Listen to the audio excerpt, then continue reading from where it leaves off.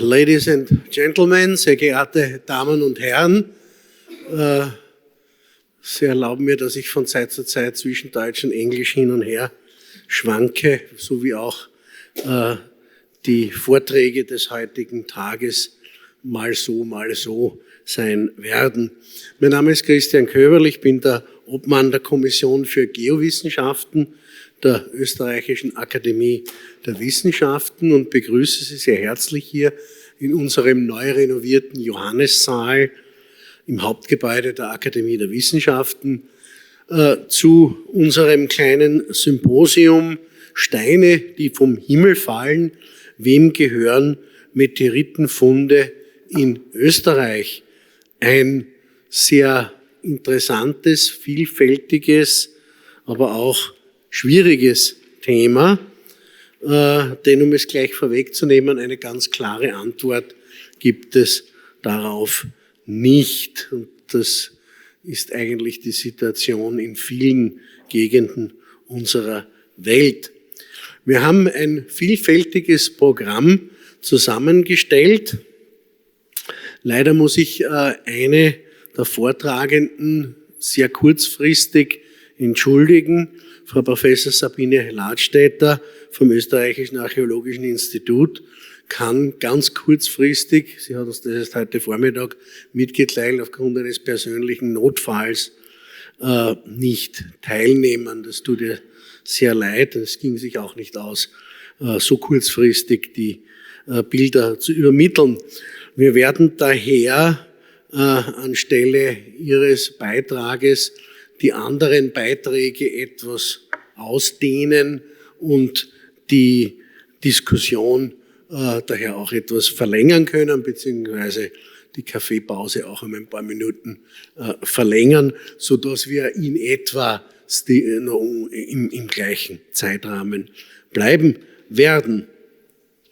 Wir haben zwei Teile dieser Veranstaltung. Im ersten Teil werden uns Frau Professor Irmgard Marboe von der Fakultät für Rechtswissenschaften der Universität Wien, sie ist Expertin für etwas, was man als Weltraumrecht bezeichnet, und Herr Dr. Ludovic Ferrière vom Naturhistorischen Museum in Wien verschiedene Aspekte, einerseits der meteoritischen Seite, aber andererseits auch der völkerrechtlichen und rechtsvergleichenden Seite erläutern. Nach einer Kaffeepause, die unten in der Aula der Akademie stattfinden wird, gibt es dann noch einen Vortrag eines Kollegen aus Holland, der die amerikanischen und holländischen Rechtslagen vom Gesichtspunkt eines Eigentümers von Meteoriten vergleichen wird. Und wie gesagt, leider der Beitrag zur Archäologie von Frau Kollegin Ladstätter muss daher leider entfallen. Es gibt danach noch eine Podiumsdiskussion der Beteiligten, wo natürlich auch das Publikum eingeladen ist, sich einzubringen. Und anschließend gibt es noch einen kleinen Getränkeempfang, ebenfalls unten in der Aula. Ja, damit bedanke ich mich schon jetzt bei allen fürs Kommen. Sie können dann auch nachher noch die Beiträge nachhören, nachsehen. Wir werden das auf der Webseite der Kommission für Geowissenschaften dann noch hinstellen. Und wie gesagt, stellen Sie ruhig auch dann in der Diskussionsperiode Ihre Fragen. Damit bin ich mit der kurzen Einleitung schon am Ende und darf jetzt Frau Professor Marboe von der Universität Wien für ihren Vortrag bitten, Eigentumsrechte an Meteoriten, völkerrechtliche Aspekte und rechtsvergleichende Perspektiven. Irmgard, bitte.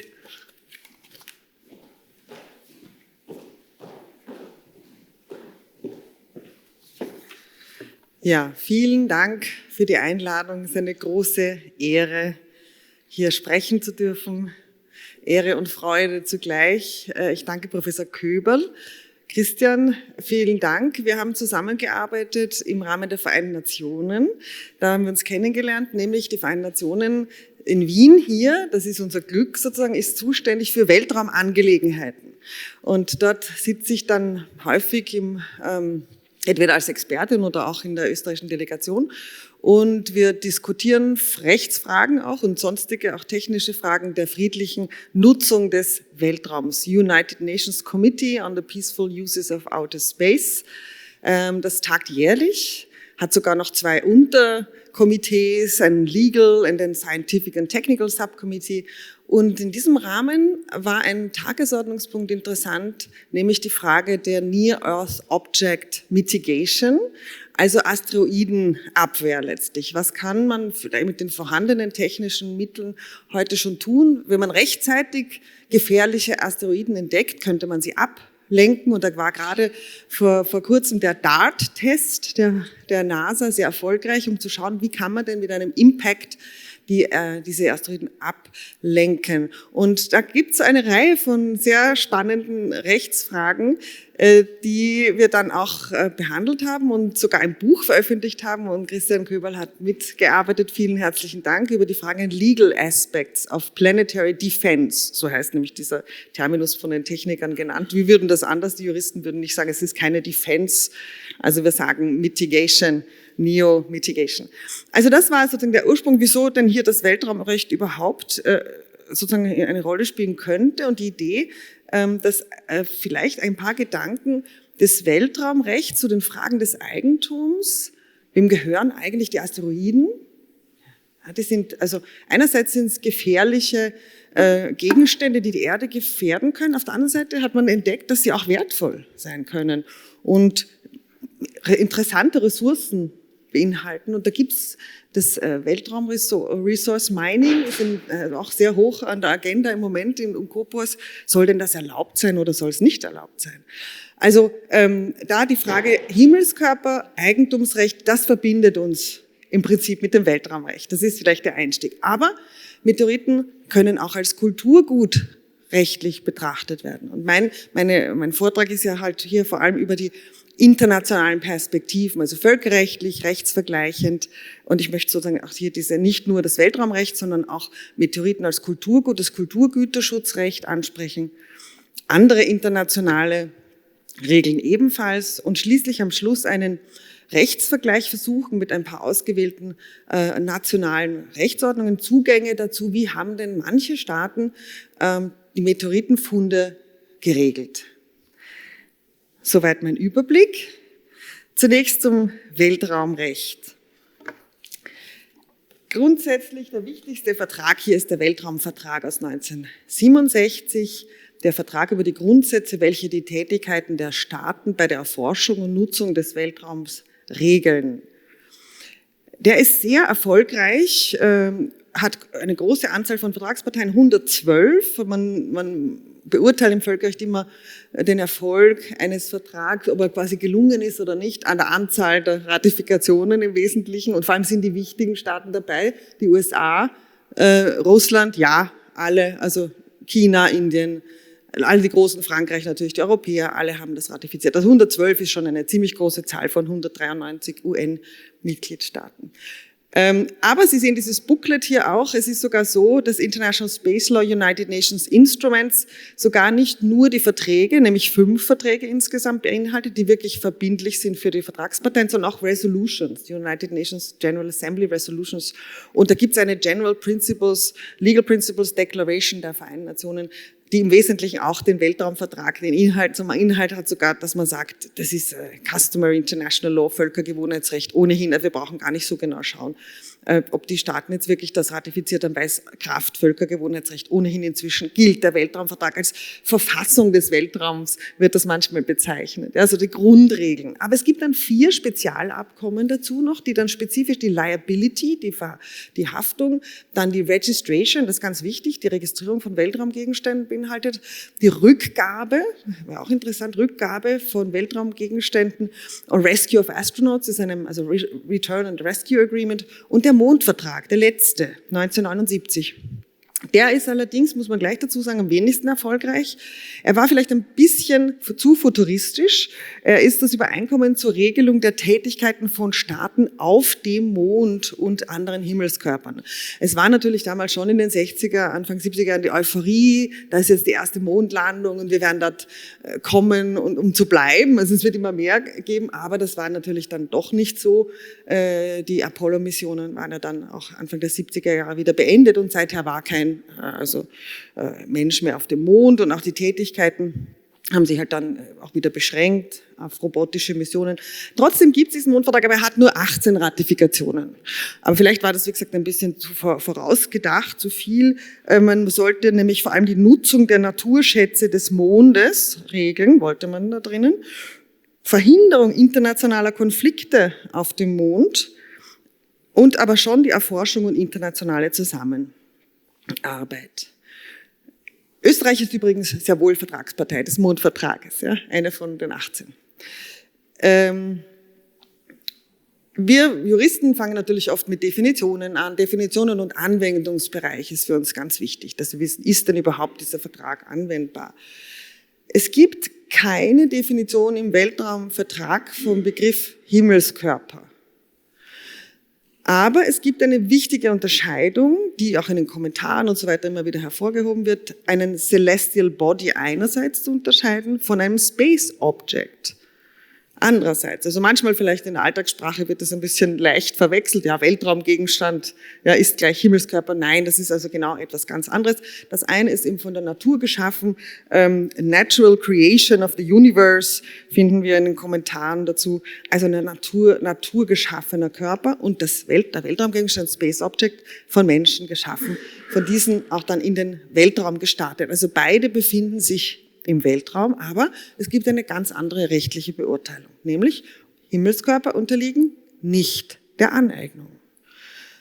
Aber das Eigentumsrecht an Weltraumgegenständen besteht und bleibt unberührt. Das ist so quasi eine Klarstellung, wer den Satelliten am Boden zusammengebaut hat, wem es ihm gehört, hinaufschickt, das bleibt unberührt, bleibt das Eigentum, ändert sich nichts. Das wird aber zur Sicherheit klargestellt.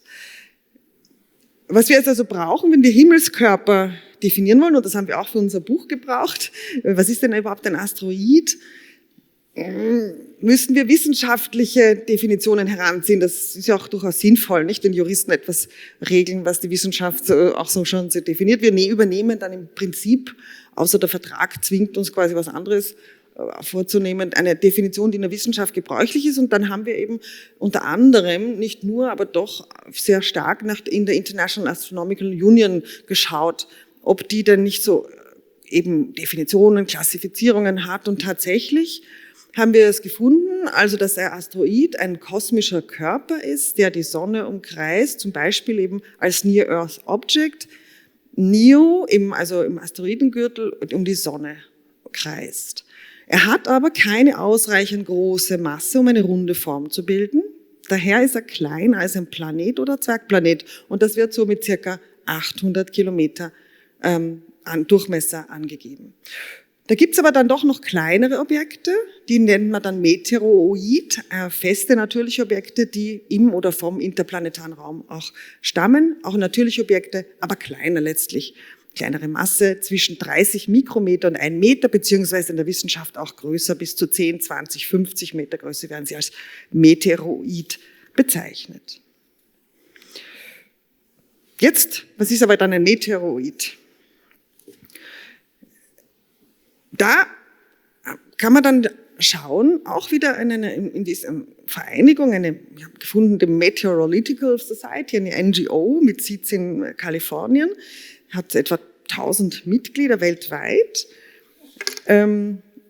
Die besitzt aber eine interessante Funktion, nämlich eben doch zu definieren und festzustellen, klassifizieren, was ist denn ein Meteorit. Und da unten sehen Sie NOMCOM, das NOMCOM Committee on Meteorite Nomenclature, hat Guidelines schon 1980 herausgegeben. Die letzte Ausgabe habe ich gefunden aus 2019. Und diese Rolle ist entscheidend. Das NOMCOM hat diese Rolle für die Einstufung eines Objekts als Meteorit. Jedes Objekt, das offiziell als Meteorit definiert ist eines, das von der NOMCOM als solches bezeichnet wird. Es handelt sich also um Organ der NGO, das auch eine globale Autorität ist, praktisch jedenfalls, anerkannt von der Gemeinschaft der Forscher und an Meteoriten interessierten Personen. Die Befugnisse, die übertragen werden, umfassen alle technischen und wissenschaftlichen Tätigkeiten, die für den Prozess unerlässlich sind, einschließlich der offiziellen Bezeichnung, die in Veröffentlichungen verwendet werden muss.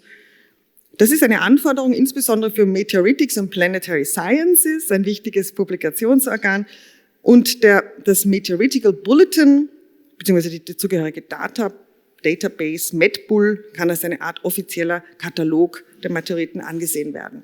Und das kann man dann anschauen, was steht in diesen Guidelines. Also es soll ein kosmischer Körper sein, der die Oberfläche der Erde erreicht hat oder auch die Oberfläche eines anderen Himmelskörpers erreicht hat, also auf dem Mars zum Beispiel.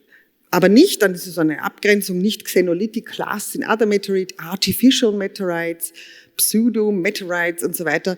Und auch dann das letzte, nicht Meteoroiden or small bodies in space. Also damit können wir an sich schon mal ganz gut arbeiten, aber damit ist der rechtliche Status noch nicht geklärt. Gilt jetzt das Weltraumrecht oder Recht des Territoriums des Einschlags? Das ist deswegen wichtig, weil es keine international anerkannte Grenze zwischen Weltraum und Staatsgebiet gibt. Es herrscht vor die sogenannte Functional Theory, das Weltraumrecht dort angewendet wird, wo es sich um eine Weltraumaktivität handelt. Das kann also durchaus auch auf der Erde sein. Das beste Beispiel dafür ist der Start eines Weltraumgegenstandes von der Erde. Und der unterliegt dem Weltraumrecht, obwohl er auf der Erde stattfindet. Das heißt, Haftungsfragen gelten auch schon von der Erde. Und es gibt dann keine Grenze, wo sozusagen Luftraum, Weltraum sowieso, das ist sehr umstritten. Aber die Amerikaner, also und viele westliche Staaten meinen, wir brauchen das ja nicht. Wir haben bisher noch kein Problem gehabt. We know what is a space activity und was ist ein Air Activity. Nämlich vor allem an der Unterscheidung des Flugzeuges. Also ein Flugzeug hat Flügel und eine Weltraumaktivität nicht. Trotzdem natürlich hakt ein bisschen der Vergleich. Trotzdem passt das hier, Start eines Weltraumgegenstandes mit dem Einschlag eines Meteoriten, müssen wir mal schauen. Ich möchte aber zwei Grundsätze hier zum Eigentumsrecht sagen, was im Weltraumrecht vorherrscht. Nämlich einerseits ganz wichtig das Aneignungsverbot im Artikel 2 Weltraumvertrag. Der sagt, der Weltraum einschließlich des Mondes und anderer Himmelskörper unterliegt nicht nationaler Aneignung aufgrund von Souveränitätsansprüchen durch Benutzung oder Besetzung oder irgendeinen anderen Titel. Keine Souveränitätsausübung von Staaten, die Freiheit des Weltraums ist hier das Prinzip, freie Nutzung des Weltraums. Kein Eigentumsrecht an Himmelskörpern ist möglich. Die Eigentumsrechte an Weltraumressourcen sind umstritten, dazu komme ich dann noch ein bisschen später. Das Gegenstück, möchte ich fast sagen, dazu ist das gemeinsame Erbe der Menschheit, wie es im Artikel 11 des Mondvertrages festgelegt ist. Das betrifft jetzt nur die Ressourcen des Mondes und anderer Himmelskörper, aber nur die Ressourcen, nicht den Mond selbst. Also dass am Mond keine Territorialansprüche geltend gemacht werden, ist ganz klar. Das akzeptieren alle. Was aber mit den Ressourcen ist unterschiedlich und hier die Vertragsparteien des Mondvertrages sagen, das ist das gemeinsame Erbe der Menschheit. Das gibt Eigentumsrechte wären schon möglich. Man kann es sich aneignen, Ressourcen, aber nur auf Basis eines internationalen Regimes. Und da erinnert man sich dran, dass man in der Seerechtskonvention 1982, oder das war eigentlich gleichzeitig, und man 79 Mondvertrag, 82 Seerechtskonvention eigentlich genau gleichzeitig ausgehandelt, diese Idee dieses internationalen Regimes durch eine Behörde, in dem Fall ist es dann Meeresbodenbehörde, für den Tiefseeboden einrichtet. Sowas gibt es für den Mond noch nicht, aber die Idee wäre schon die, dass man, wenn mal der Ressourcenabbau geplant und commercially feasible ist, so ist es formuliert, dann sollten wir so ein internationales Regime erstellen und errichten. Und es gibt auch schon ein paar Ideen dazu in dem Mondvertrag, wie das ausschauen soll. Also es sollte eine internationale Ordnung geschaffen werden, die sichere Erschließung der Naturschätze sicherstellt, die rationelle Bewirtschaftung und auch eine angemessene Aufteilung des aus diesen Schätzen gezogenen Nutzens auf alle Vertragsstaaten. Also hier in Teilen der Gewinne gewissermaßen vorher bestimmt wird. Ist das nun tatsächlich praktisch und auch möglich, überhaupt das Weltraumrecht hier anzuwenden, wenn wir uns den Anwendungsbereich anschauen? Der Weltraumvertrag heißt ja Vertrag über die Grundsätze, welche die Tätigkeiten der Staaten bei der Erforschung und Nutzung des Weltraums regeln. Also wenn Sie eben selbst gegen Weltraumgegenstände in den Himmel und in den Weltraum schießen. Aber auch, man darf nicht übersehen, dass sehr wohl auch Status des Weltraums und Himmelskörper geregelt sind, nämlich eben Freiheit von staatlicher Souveränität und Aneignungsverbot. Und wieso sollte das sich eigentlich ändern? Also wenn bei der Entstehung des Gegenstandes im Weltraum kein Eigentum begründet werden darf, wann und wie kann es dann entstehen und für wen soll es entstehen? Dazu gibt es natürlich vielleicht einen interessanten Blick auf die Diskussion zu den Weltraumressourcen, wo 2015 die USA sozusagen hier aufgerüttelt haben, weil sie einen Space Resource Exploration and Utilization Act als vierten Teil eines größeren Gesetzgebungsprojekts zum Weltraumrecht verabschiedet haben. Und da haben sie ausdrücklich festgehalten, a United States citizen engaged in commercial recovery of an asteroid resource or a space resource under this chapter shall be entitled to any asteroid resource or space resource obtained, including to possess, own, transport, use and sell the asteroid resource or space resource obtained, and then in accordance with applicable law, including the international obligations of the United States. So, das ist ein bisschen so der Hinweis. Wir möchten das schon so festhalten, dass wir eine gewisse Sicherheit den zukünftigen Akteuren geben können, die sich da bemühen drum. Aber sie halten sich noch offen und tatsächlich ist es so, dass sie auch aktiv in den Vereinten Nationen tätig sind, um zu schauen, was wäre denn wirklich die International Law Rule hier. So genau ist das ja nicht klar. Luxemburg ist dann gefolgt, 2017 hat auch das gesagt, im ersten Artikel, les ressources de l'espace sont susceptibles d'appropriation, also kann man sich aneignen, die Space Resources. Allerdings, Artikel 2 verlangt eine Genehmigung. Das ist ganz wichtig, dass der Hauptzweck dieses Gesetzes, dass nur überhaupt, die Überschrift sagt dann schon überhaupt nur über die Space Resources sich handelt, nur darum. Wichtig, der Minister oder les ministres, die Minister wollen eine Genehmigungspflicht einführen. Also wenn jemand sowas macht, soll er das tun dürfen, aber nur unter unserer Aufsicht, auch wissend, dass ja Luxemburg sonst haftet. Liability Convention, wenn man sich erinnert, volle Haftung des Staates, auch für private Aktivitäten. Also er will sich natürlich absichern, der Staat. Das ist Luxemburg sehr wichtig. Auf der anderen Seite unterstützend sein für diese Aktivitäten. Das hat dann zur Folge gehabt, diese Diskussion, die kontroversiell war, denn viele andere Staaten im UN-Kopus haben gesagt, das geht sicher nicht, das ist gegen den Weltraumvertrag, gegen das Recht das Verbot der Aneignung. Wir müssen etwas tun und die niederländische Regierung hat hier eine Initiative gestartet, the Hague International Space Resources Governance Working Group, hat hier alle möglichen Stakeholders und interessierte Einzelpersonen, Institutionen, Regierungsvertreter, Space Agencies eingeladen, um zu diskutieren. Die USA waren hier Observer, auch die NASA oder USA, aber nicht Mitglied. Sie wollten sozusagen das beobachten, was da rauskommt. Und das rausgekommen ist so Empfehlungen, Building Blocks for the Development of an International Framework on Space Resource Activities. Es hilft uns eigentlich nicht sehr viel weiter, sagt eigentlich nur, der International Framework, das muss man erst entwickeln. Man soll mal sicherstellen, dass diese Space Resources nur für friedliche Zwecke verwendet werden, benefit in the interest of all countries and humankind, irrespective of the degree of economic and scientific development, also die Entwicklungsländer nicht hinterher so ausgespart werden sollen und mit reingenommen werden sollen, so gut das geht. Ja, schwierig, weil es gibt eben nur eine Handvoll Staaten, die das auch wirklich machen können. Wie sollen die Interessen der Entwicklungsländer hier berücksichtigt werden? Aber es wird hier einfach der Text des Weltraumvertrags auch wiedergegeben. Und international consultations shall be undertaken if there is reason to believe that any potentially harmful interference may be caused. Na gut, eigentlich nicht sehr viel. Auch die Artemis Accords sagen dazu nicht sehr viel, obwohl unter der Überschrift Space Resources das Thema scheinbar so wichtig ist und aufgeworfen wird für die Mondmissionen, die jetzt geplant werden im Rahmen der Apollo, nicht Nachfolge, ist ja Artemis. Signatories emphasize that the extraction and utilization of space resources, including any recovery, from the surface of the moon, including then comets or asteroids, should be executed in a manner that complies with the Outer Space Treaty. Also sie sagen eigentlich wieder, wir wollen nicht weg vom Weltraumvertrag. Aber der zweite Satz ist vielleicht interessant, dass the signatories affirm that the extraction of space resources does not inherently constitute national appropriation under Article 2 of the Outer Space Treaty.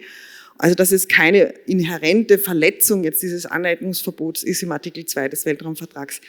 Das wäre dann sozusagen, dass man das zumindest sich offen hält und das mal klar so deponiert als vorweggenommen. Aber mehr sagen sie eigentlich nicht.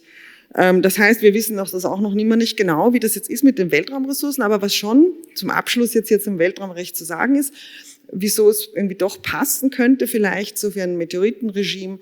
Es gibt ein klares Bekenntnis zum gemeinsamen Interesse der Menschheit an der Erforschung und Nutzung des Weltraums für friedliche Zwecke. Das soll zum Wohle aller Völker ohne Rücksicht auf den Grad ihrer wirtschaftlichen und wissenschaftlichen Entwicklung stattfinden. Soll auch gleich ein Beitrag zur internationalen Zusammenarbeit sein in wissenschaftlichen Fragen und zur Nutzung zu friedlichen Zwecken und schließlich auch die Stärkung freundschaftlicher Beziehungen zwischen den Völkern. Also hier, man sieht im ganzen Weltraumvertrag, Weltraumrecht, eine Idee der Balance zwischen Erforschung und auch ökonomischer Nutzung des Weltraums. Jetzt kommt eben schon der neue Ansicht und andere Gesichtspunkt, der ganz anders, ein anderes völkerrechtliches Gebiet umfasst, nämlich, dass wir den Meteoriten vielleicht als Kulturgut sehen könnten. Dieses UNESCO-Übereinkommen über Maßnahmen zum Verbot und zur Verhütung der unzulässigen Einfuhr, Ausfuhr und Übereignung von Kulturgut wurde 1970 abgeschlossen. Es ist 1972 in Kraft getreten und hat auch inzwischen 142 Vertragsstaaten. Das ist auch eine erfolgreiche Konvention. Und dabei liegt also das Ziel natürlich, den illegalen Handel mit Kulturgütern zu verhindern oder zu verbieten. Schwerpunkt liegt dabei auf der internationalen Zusammenarbeit, insbesondere bei der Rückgabe von Kulturgut. Was ist ein Kulturgut? Artikel 1 sagt, im Sinne dieses Übereinkommens gilt als Kulturgut, das von jedem Staate aus religiösen oder weltlichen Gründen als für Archäologie, Vorgeschichte, Geschichte, Literatur, Kunst oder Wissenschaft besonders wichtig bezeichnete Gut, das folgenden Kategorien angehört. Und das gleiche, der Buchstabe A, nimmt gleich die Mineralogie da hinein. Sammlungen, aber auch Einzelexemplare der Mineralogie. Was jetzt aber dann noch wichtig ist als Zwischenschritt, dass nämlich jeder Staat hier, von jedem Staat aus, für sich das entscheidet. Also man braucht jetzt eine Umsetzung auf nationaler Ebene. Was ist denn für den jeweiligen Staat ein Kulturgut und sind Meteoriten dabei? Und da gibt es tatsächlich zwei ausdrückliche Erklärungen von Vertragsstaaten, nämlich Dänemark und Frankreich. Die sagen, ja, also wir erklären hiermit, dass ein Meteorit ein Fossil ist und erklärt, dass es dem Staat gehört. Und was sagen sie weiter? Diese Fossilien oder diese Meteoriten müssen sofort an das dänische Naturhistorische Museum abgegeben werden. Frankreich ebenso in diese Richtung, dass man das also den Anwendungsbereich ausdehnt auf die Meteoriten des Kulturguts. Aber jeder Staat ist da sozusagen selbst aufgerufen, das zu tun. Das ist heute sozusagen die herrschende Meinung, dadurch kommt man da zum Schluss, die herrschende Meinung ist, dass dieses UNESCO anwendbar ist auf Meteoriten, beziehungsweise anwendbar sein könnte, wenn das die Staaten so erklären.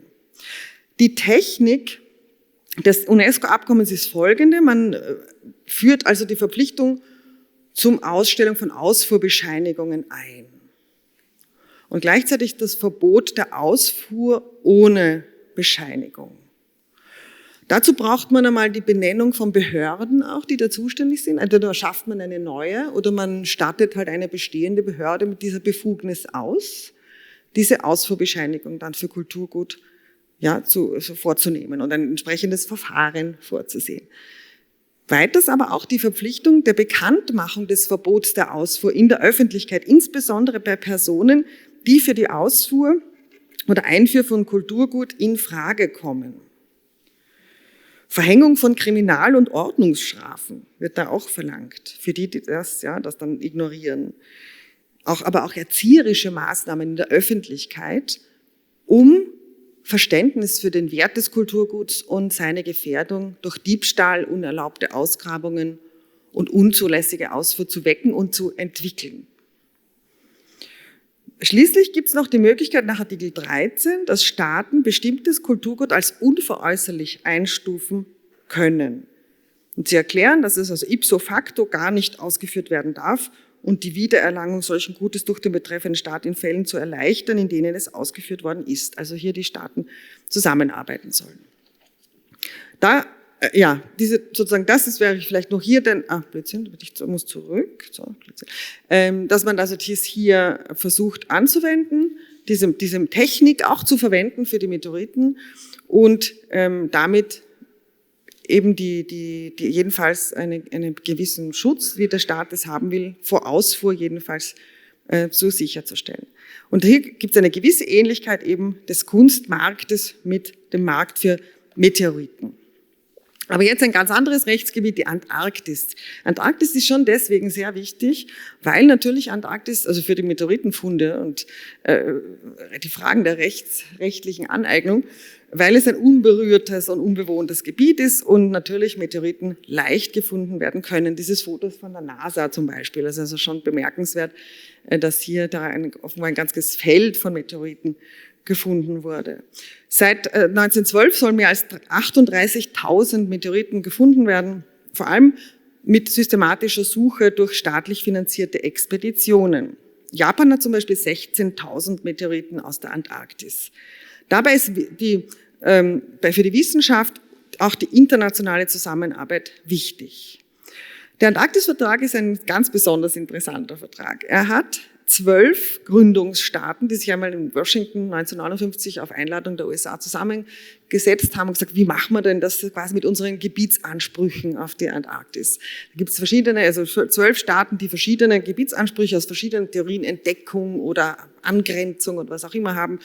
Und das müssen wir doch jetzt einmal regeln, damit es da nicht Konflikte gibt. Und das ist auch gelungen mit diesem Vertrag von Washington 1959.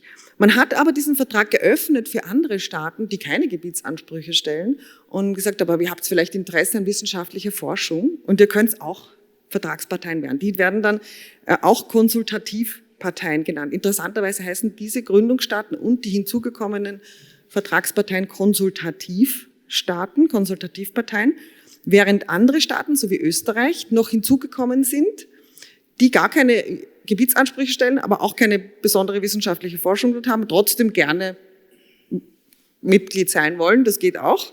Also 45 Vertragsstaaten gibt es im Moment, davon sind 12 mit Gebietsanspruch, 16 ohne als Konsultativstaaten und 17 Vertragsstaaten ohne Stimmrecht. So dieses interessante System wurde hier aufgestellt. Und es gibt ein Antarctic Treaty Consultative Meeting, das heißt Consultative, aber weil eben diese Gründungsmitglieder, diese eigentlich die stimmberechtigten Mitglieder dabei sind und sich jedes Jahr treffen. Die haben sich auch dann überlegt, was machen wir jetzt mit den Ressourcen und Funden in der Antarktis. Nachdem die Wellington Convention fix und fertig war von 1989, die den Ressourcenabbau ermöglicht hätte und ein Regime aufgestellt hat, ist man vollkommen da 180 Grad davon abgekommen und gesagt, nein, genau das wollen wir nicht. Wir wollen nicht, dass in der Antarktis Ölbohrungen stattfinden und das Ganze. Nein, kein Staat hat, ich glaube Frankreich war hier auch ganz besonders führend, diesen Vertrag nicht anzunehmen. Und keiner hat ratifiziert. Das heißt, man hat sich gleich dann hingesetzt, ein Madrid-Protokoll zusammenzuschreiben, Umweltprotokoll 1991, das Gegenteil festgehalten, Antarktis wird Naturschutzgebiet und jeglicher Abbau und jegliche Gewinnung, Ausbeutung von Ressourcen ist verboten. Besonders ist hier Artikel 7 hervorzuheben, alle Aktivitäten im Hinblick auf Mineralien außer zu wissenschaftlichen Zwecken sind verboten.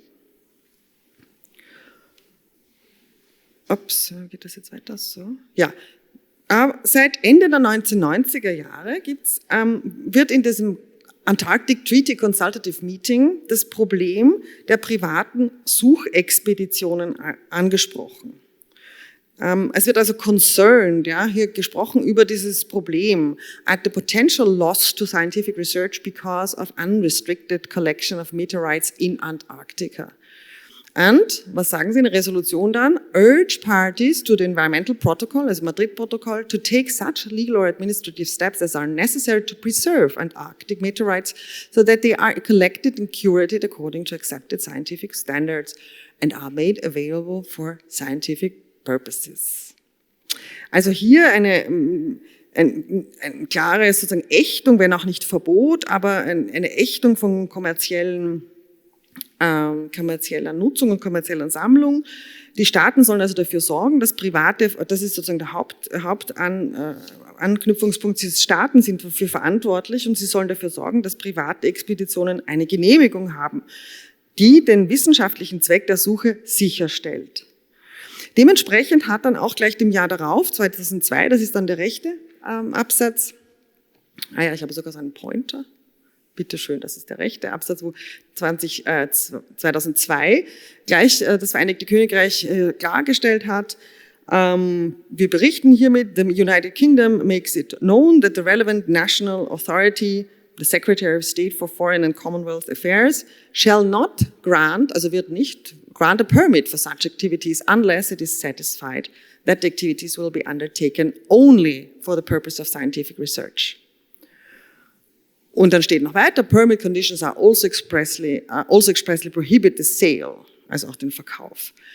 It is the unequivocal view of the UK that Antarctic meteorites fall under the provision of Article 7 of the Environmental Protocol. Further, UK law expressly prohibits the non-scientific collection of any mineral resources in Antarctica, including meteorites. Auch Japan hat wegen der zunehmenden Anfrage von Science Tourism, also Reisebüros, hat dann extra ein eigenes Gesetz erlassen, das eine Suchgenehmigung erfordert. Erlaubt ist die Suche ausschließlich zu wissenschaftlichen Zwecken. Japan ist sehr besorgt wegen der kommerziellen Ziele der Sucher und hofft, dass auch andere Staaten ähnliche Gesetze beschließen.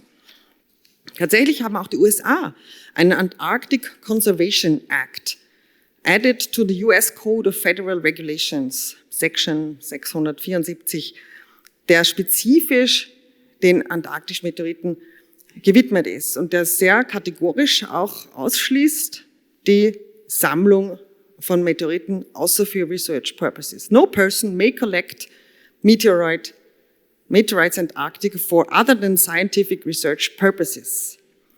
Also ganz strikt hier. Wie schaut es mit anderen Vertragsparteien des Antarktis-Vertrags aus? Also ich habe es hier gibt's hier gefärbelt. Im Wikipedia ist das so, diese verschiedenen Kategorien sehr nett dargestellt. Also potenziell nicht, also nicht nur die Antarktisstaaten, sondern alle diese Vertragsparteien, die ja auch eben Österreich umfassen, Deutschland, könnten solche Gesetze erlassen. Allerdings gelten die dann halt auch wieder nur für Funde in der Antarktis. Also das wäre territorial beschränkt, aber halt würde auch Expeditionen auch aus Deutschland dann mit umfassen. Ja. Gibt es sowas jetzt auch für Wüstenfunde? Wie schaut es aus bei Wüstenfunden? Da ist es anders. Es ist natürlich auch ein großes Gebiet, wo Meteoriten gefunden werden. Ich habe jetzt keine eigene Folie dazu, aber ich möchte sozusagen die Parallelität herstellen, dass es hier dann, oder eben nicht Parallelität, es gibt viele Staaten dort, die das verbieten und sehr strikt sind, den Fund von Meteoriten. Nur Marokko ist die Ausnahme und Marokko hat kein Gesetz, das das verbietet und der Erfolg ist der, dass also in Marokko ein kommerzieller Handel in Höhe von mehreren Millionen US-Dollar pro Jahr stattfindet. Ja, also das heißt, hier findet der überwiegende Handel mit Meteoriten aus der Wüste statt. Trotzdem bleibe ich jetzt nochmal weiter im Völkerrecht, bevor ich zum nationalen Recht komme. Das Seerechtsübereinkommen befasst sich mit dem Aufsuchen und Ausbeuten durchaus auch der Bodenschätze des Tiefseebodens. Und hier wird eben der Hohen See, dem Prinzip der Freiheit der Meere, ein ganz anderes Regime, nämlich wieder das gemeinsame Erbe der Menschheit gegenübergestellt.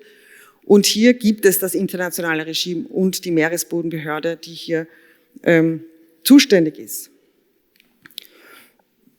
Würden die Meteoriten, sollten sie das ins Meer fallen, darunter fallen und das Regime des Tiefseebodens, ja, muss man sagen, denn also im Sinne dieses Teils bedeutet Ressourcen alle festen, flüssigen oder gasförmigen mineralischen Ressourcen in situ, die sich im Gebiet auf oder unter dem Meeresboden befinden, einschließlich der polymetallischen Knollen. Also das ist ja hier dieses Foto.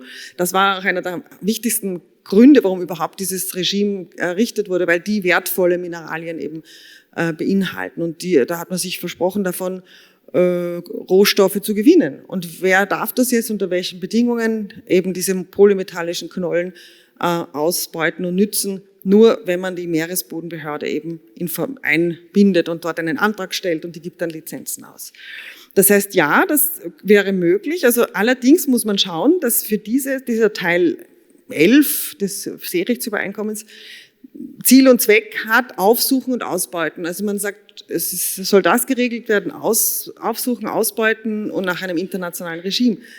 Allerdings eben, wie geht man damit um, wenn man nicht an den Bodenschätzen jetzt interessiert ist? Bei den Meteoriten ist man ja nicht an deren Metallgehalt primär interessiert, sondern eben an deren wissenschaftlichen Wert, an anderen Eigenschaften. Und daher gibt es eine Ergänzungskonvention, das Kulturgut zu schützen. Also das heißt, Teil 11 des Seerechtsübereinkommens wäre eher für die Ausbeutung der Bodenschätze, zu kommerziellen Zwecken anwendbar. Wenn ich aber hier den Schutz in den Vordergrund stelle, den Kulturschutz, den kulturellen Wert, dann wäre wohl eher diese Konvention einschlägig, nämlich, dass das Kulturerbe unter Wasser geschützt werden soll. Das Unterwasserkulturerbe ist dann so definiert, halt alle Spuren menschlicher Existenz. Da hätte man dann schon ein Problem mit der Anwendung, aber vielleicht eine analoge Anwendung. Aber jedenfalls, so ist es definiert.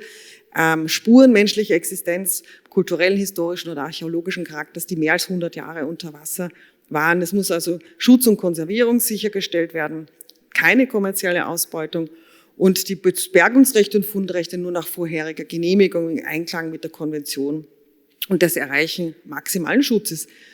Die Meeresbodenbehörde ist aber wieder zuständig, die Berichte da entgegenzunehmen. Ich höre jetzt gleich auf, bin schon beim Schluss. Also ich weiß, ich habe zwar mehr Zeit, aber ich will es auch nicht beanspruchen. Professor Köberl schaut schon auf die Uhr, ich sehe es. Aber gut, das ist jetzt einmal ein Überblick. Was gibt es denn für Zugänge im nationalen Recht? Man kann den Meteoriten einfach als herrenlose Sache betrachten. Sagen wir wie einen Stein. Wenn wir im Wienerwald spazieren gehen, dann nehmen wir einen Stein und dürfen uns den behalten und sagen, das ist meiner. Ja. Herrenlose Sache kann man sich nehmen, Eigentum, keine Meldepflicht. Dann gibt's die Idee, dass sozusagen Meteorit kommt also von oben und fällt auf ein Grundstück, dann ist eigentlich, der Finder hat dann gar keine Rechte primär, sondern es ist eigentlich einfach das Eigentum des Grundstücksinhabers. Meldepflicht des Finders besteht insofern, als er es dem Grundstückseigentümer melden muss, weil er sonst nämlich eine Unterschlagung begeht. Ja? Also er hat jetzt nicht in der Behörde zu melden, aber er muss wissen, dass es nicht ihm gehört. Und egal, wem er es dann meldet, aber nicht, er darf sich einfach nicht behalten. Fund ist dann eine eigene Kategorie im bürgerlichen Recht. Ein Fund ist definiert in verschiedenen Zivilrechtsbüchern als eine verlorene Sache oder eine vergessene Sache. Ja, verloren. Und das passt natürlich nicht, weil man muss eigentlich immer halt einen Voreigentümer haben. Das ist ziemlich klar, dass ein Fund einen Eigentümer einmal hatte, einen Menschen, als der Eigentum hatte.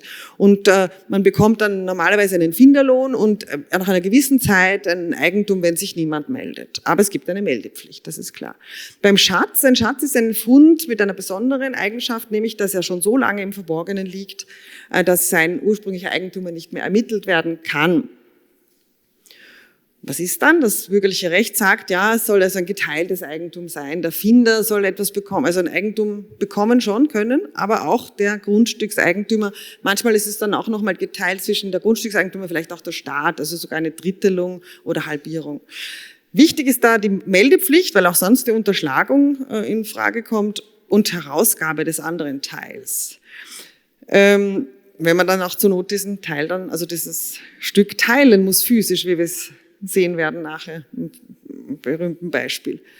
Handelsobjekt Kultur, wenn man also das jetzt als Sache betrachtet und man kann sich auch zum Beispiel ja aneignen, aber ist es noch immer nicht gesagt, wie weit ich es also verkaufen kann. Jedenfalls, wenn ich es ausführen will, da kommt dann schon auch wieder das Völkerrecht hinein. Also im nationalen Recht kann es der Staat regeln, aber wenn es eben bei der Ausfuhr kommt, dann zu Fragen der Ausfuhrgenehmigung. Und da ist jetzt nur sozusagen ein Überblick, aber komme ich natürlich nicht genau dazu. Argentinien, Australien, Kanada, Dänemark, Frankreich, Indien, Japan, Neuseeland, Schweiz, Vereinigtes Königreich. Und diese Staaten sind als Beispiele dafür, dass man sagt, man hätte so ein allgemeines Recht, Eigentumsrecht, will es aber spezifizieren, ein bisschen abändern für Meteoriten. Und sehr oft ist der Hintergrund dieser internationalen Abänderung das Kulturgüter, also dieses UNESCO-Abkommen zum Kulturgüterschutz, also nicht Kulturgüterschutz, sondern zum Verbot des illegalen Handels. Und da gibt es ein paar Beispiele, die für uns Österreich vielleicht ganz interessant werden.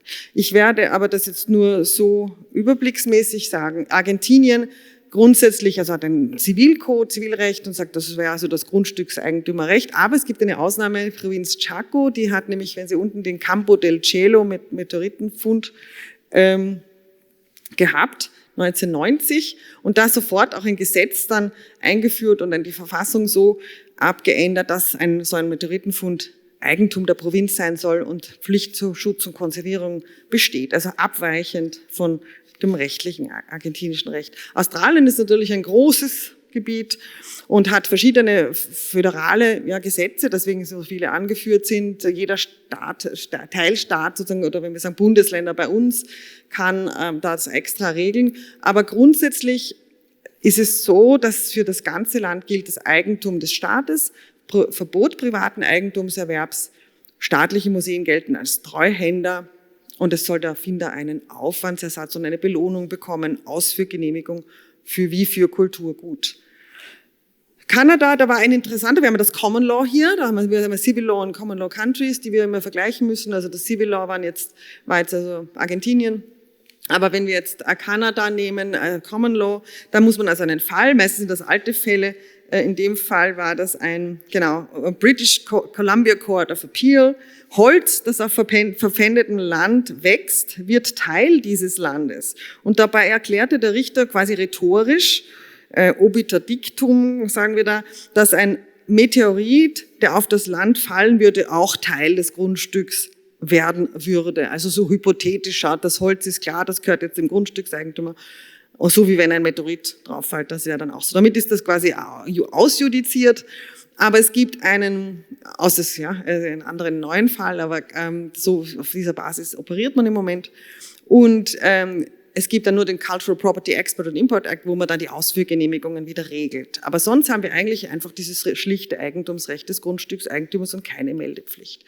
Dänemark ist das genaue Gegenteil, hat dann eingeführt, vor allem wegen Grönland, hier auf Basis durchaus auch des UNESCO-Konvention, dass Meteoriten geologische Objekte von einzigartigem wissenschaftlichem Wert sind, daher Eigentum des Staates sind und Übergabe an staatliche Museen verpflichtend ist. Der Erfinder soll aber eine Belohnung bekommen. Der Erfinderlohn soll am Marktpreis orientiert werden und an seinem Aufwand. Frankreich, da wird, glaube ich, noch Will was dazu sagen, das überlasse ich ihm jetzt, habe ich gelesen. Indien ist da sehr streng, auch sagt, man muss sofort an die staatliche Behörde übergeben, keine Belohnung für Finder, und die Geological Survey of India übernimmt diese Meteoriten. Japan hat einerseits dieses Zivilrecht des Eigentums des Finders, also herrenlose Sache, res nullius, aber beschränkt eben die Suche in der Antarktis sehr stark, wie wir schon vorher gezeigt haben. Neuseeland ist dann auch wieder sozusagen eher restriktiv, sagt, das ist eine Antiquität, die muss gemeldet werden. Aber es gibt immerhin einen zulässigen Handel mit Meteoriten, ja, der möglich ist, aber nur von registrierten Sammlern und Händlern. Schließlich die Schweiz, und da möchte ich nur noch sozusagen ein paar sagen, das wäre vielleicht interessant für Österreich, sich dieses Beispiel anzuschauen. Also es gibt das Schweizer Zivilgesetzbuch und das auch sozusagen sehr ähnlich ist mit Fund und Schatz und so, wie wir das in Österreich haben. Aber sie haben Artikel 724 eingeführt durch das Kulturgütertransfergesetz 2003 und sagen einfach und haben zusätzlich hineingeschrieben in den Zivilgesetzbuch, das gibt das Eigentum des Kantons an herrenlosen Naturkörpern oder Altertümern von wissenschaftlichem Wert. Und der Finder soll halt eine Belohnung bekommen, und der Finderlohn soll nicht höher als der Wert des Objekts sein. Aber das wäre sozusagen eine relativ kleine Gesetzesänderung, die auch interessant ist und man hier dem Fund der Wissenschaft zuführen kann. Vereinigtes Königreich wieder ein Common Law Case, da ging es um einen Goldring, der dann auch klar Eigentum des Grundstückseigentümers war. Meteorit wird durch natürliche Ursache Teil des Grundstücks, muss nicht gemeldet werden, aber gibt Sonderregelungen für Funde in der Antarktis. Jetzt internationale Regelung und Harmonisierung, das ist jetzt meine Abschlusszusammenfassung. Sollten wir uns am Weltraumrecht orientieren, können wir was nehmen vom Antarktisvertrag, Seerecht, Inspirationen holen von UNESCO, nationalem Recht. Dazu möchte ich eben nur eines dazu sagen, dass eben diese NGO-Rolle interessant ist, die Meteorological Society, durch die Nomenklatur, Klassifizierung und auch einen Meteorological Society Code of Ethics, der auch noch das näher ausführt, der sagt, man soll also nationale Gesetze einhalten. Einerseits sagt er, die Sammler sollen die einhalten. Auf der anderen Seite gibt es auch Richtlinien für nationale Gesetze, also Hinweise, wie vielleicht nationale Gesetze ausschauen sollten. Damit sprechen wir von einem sogenannten Soft Law im Völkerrecht, das auch durchaus ein möglicher erster Schritt zu internationalen Vertrag ist. Also einerseits nationales Recht inspiriert oder hingewiesen wird, auf der anderen Seite vielleicht, das gibt es durchaus auch schon Beispiele, dass es ein internationaler Vertrag werden könnte, diese Kriterien. Ziel schließlich eine Balance zu finden zwischen Forschung, Schutz und kommerzieller Nutzung. Finden soll ja grundsätzlich schon gefördert werden, nicht verboten werden und nicht verhindert werden. Finanzielle Anreize für Finder, eventuell unterschiedlich für unberührte und für bewohnte Gebiete. Wenn man das allerdings also zu strikt macht, hat man dann wieder ein Problem mit illegalem Handel, also wenn man das Finden nicht fördert, aber man könnte Voraussetzungen für legalen Handel schaffen. Grundsätzlich glaube ich als wichtigste Sache, dass Funde der Forschung zur Verfügung stehen, eine Meldepflicht in einfach einer oder anderen Weise auf jeden Fall eingeführt werden sollte. Und das wäre mein Dank an Sie für die Aufmerksamkeit. Und ich danke für Ihre Geduld.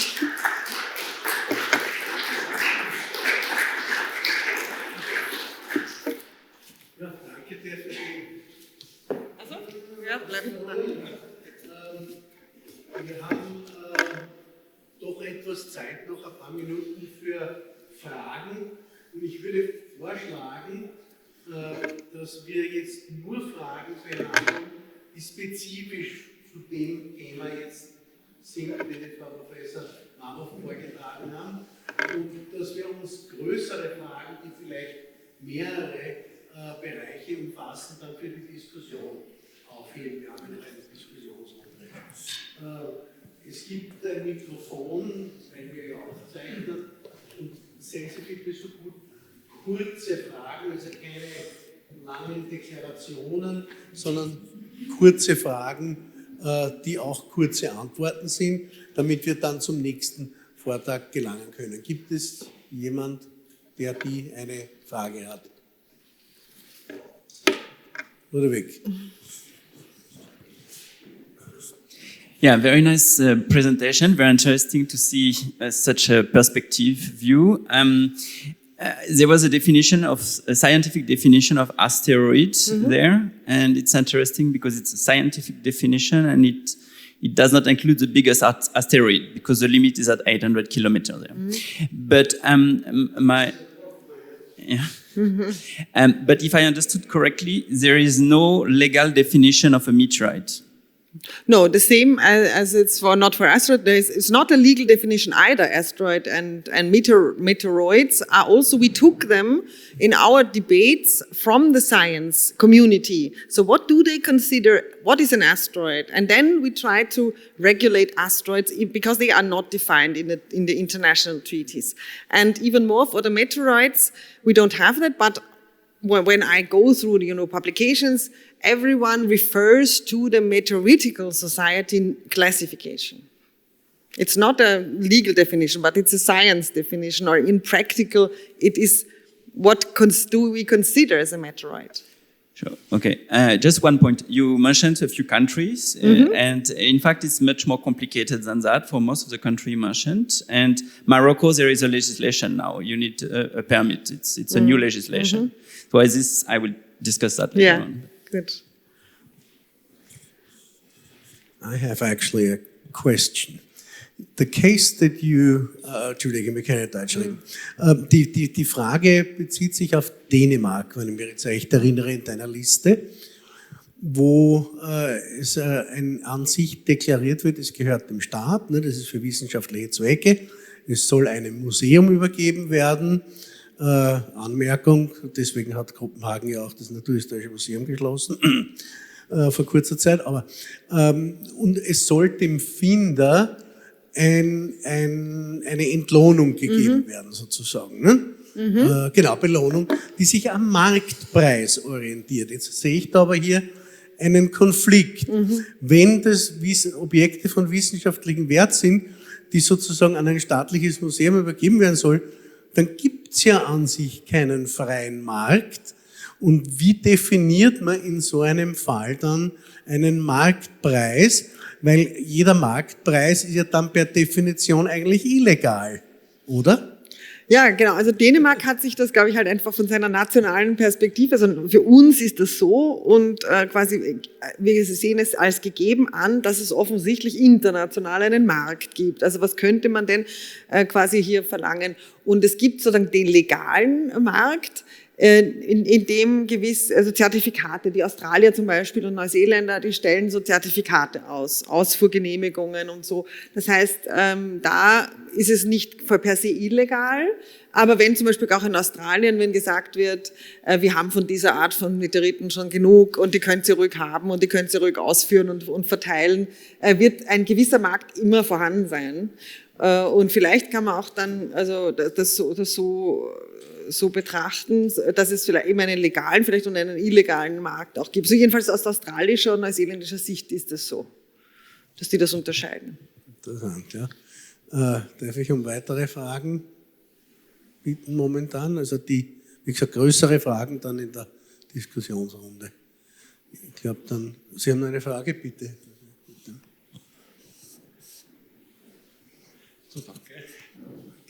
Vielleicht kann ich etwas ein bisschen dazu beitragen, als, ich sage jetzt, Meteoritenjäger unter Anführungszeichen.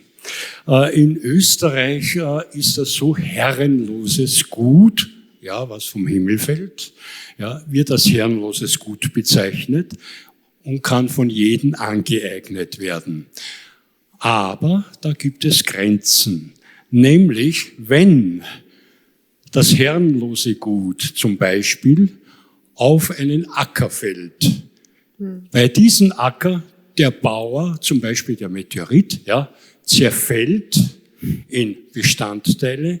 Der Bauer nutzt diese Bestandteile für seine, ich sage jetzt Ernte, Pflüge und so weiter. Dann geht das in sein Eigentum über.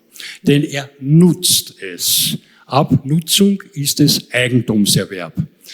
Wenn er es nicht nutzt, sprich an sich der Meteorit fällt runter in den Bergen oder sonst irgendwo, dann nutzt dort niemand etwas, dann ist es herrenloses Gut. Da muss ich sehr aufpassen, denn wenn ich jetzt bei einem Acker, wo jetzt hingehe und mir dort ein Stück nehme, dann muss ich dort den Eigentümer fragen, ob ich mir das nehmen darf, da er ja Eigentümer geworden ist durch seine Nutzung.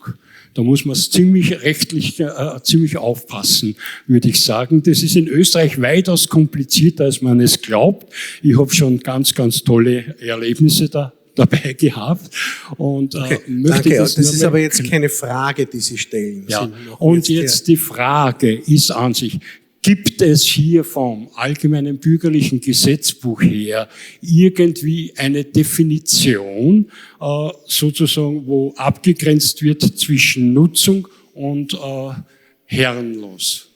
Ich glaube, da kann ich gleich an das spätere Referat verweisen. Das wird genau um die österreichische Rechtslage sich handeln. Ich habe das auch bewusst ausgespart, weil ich wusste, das kommt jetzt danach. Und dann können wir es gerne in der Diskussion noch weiter diskutieren, was meine Meinung dazu wäre. Ich bin aber eben Völkerrechtlerin, keine Zivilrechtsexpertin. Und außerdem, wie gesagt, das Thema ist noch reserviert. Kommt noch. Okay, ich glaube, wir gehen dann doch zum nächsten Vortrag über. Wir sind jetzt schon, wir haben schon gut aufgeholt mit dem extra zur Verfügung stehenden Zeit. Und ich lade jetzt Ludovic Ferrière vom Naturhistorischen Museum ein. Er wird auf Englisch sprechen über Meteorite Ownership in Austria, Neuschwanstein and Kindberg Meteorite Cases and Suggestions for a Specific Legislation in Austria. Thank you, Christian, for the introduction and for the invitation. Happy to see so many people here. And yeah, I'm switching to English. I'm sorry for that, but it will be more understandable than in German. I will start with this disclaimer. This presentation contains information collected from meteorite curators and colleagues from all around the world. This information is interpreted by the author, myself, with regard to meteorites based on personal and institutional experience. This information should not be construed as legal advice. This is said, you should not believe in all what I'm saying. There is a few publications on legislation of meteorites, but in the second part of my talk, I will show you that even there were a few examples presented just before. It's even not clear for a number of these countries, and it's depending from which part of the country where you find the meteorites. I start with the conclusion slide. There is no legislation on meteorite in Austria. And I quote here my colleague Franz Brandstetter. The current situation of meteorite legislation in Austria can be described as a white spot on the map. The main reason for this is that there exists not any Austrian law where meteorites are explicitly mentioned. In addition, there is not any Austrian court case that could be used as a reference case. And this is what I'm going to present later on for Neuschwanstein. What is surprising, because Austria have a very long history in terms of meteorites. There is an history that started in the middle of the 18th century. Here you can see the generation of curators that are here. Now we have even a co-curator of meteorites, Julia Walter-Rossier, that is here in the room.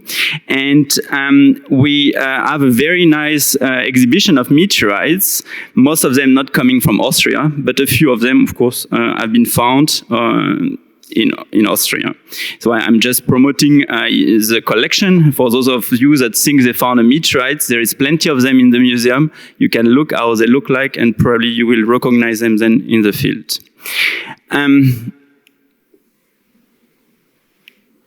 Okay. To start with, because I'm not sure about the background of everybody, what are meteorites? Here I'm presenting a definition, a scientific definition, because as I mentioned before, there is no specific legal definition. Meteorites are rocks and or iron fragments of extraterrestrial origin that have survived their atmospheric entry and have safely landed on Earth's surface. Today we discuss meteorite as on the legal aspect, but there is a lot of things connected with meteorite, mainly, of course, scientific information that we can extract for them. That's why they are very precious in terms of the knowledge that they contain. And of course, some of us, of you, see them also as very valuable in terms of monetary aspect, because you can make some money by selling or trading them, for example. We distinguish fall versus finds. The fall of a meteorite have been observed. We know exactly when it fell down. A found could have been on the ground for decades, hundreds of years, thousands, and so on. Okay, Okay. Here I'm just showing you why it is important. It's because it's something that can happen almost every day. I mean, every single day we receive 100 tons of material, extraterrestrial material.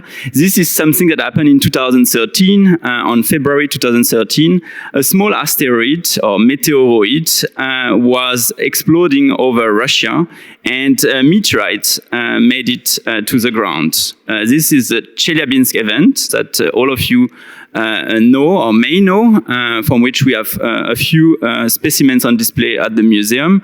And why I'm mentioning that today is because some of the discussion before, in fact, were reinitiated after this event took place, because people have the tendency to not remember what happens in the past. I mean, as the dinosaurs, of course, it's a long time ago, but this is something that have been constantly happening, that meteorites have been falling on the ground.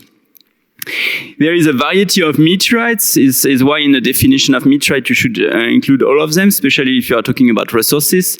These meteorites are made of different elements. It's why if you see them as resources, what is probably not the case legally speaking in most of the cases, because it's very limited into the amount that is available, you have to also take this into account. Meteorites are known for very, very long time, and some of them are protected for also a very, very long time. Even at the time this meteorite was found, the meteorite of Oba, now is located in Namibia, but it's been protected and it worked quite well because there is almost no of this meteorite on the market. It's standing outside in open air, but the legislation is quite strict there. It's why nobody have been trying to take it away. Of course, it's quite heavy, 60 tons, but even to sample it on the site, there is not much or not any of this meteorite on the market. It's why when you have a legislation and on a single meteorite like this, it could work. If you would have like dozens or hundreds of pieces, it's very difficult to have a legislation that will be respected by the people. Now to finish on my general introduction, meteorites can really fall everywhere, and it's why when you start to discuss about legal aspect on meteorites, where it lands, it's quite important. If it is on the surface of the ground, if it's found below the ground, and so on. In this case, it was found on the bed. It's why it's another case, and the conclusion from this picture, you better to sleep on the left side than on the right side. This meteorite, you can see, I have put the name, oops.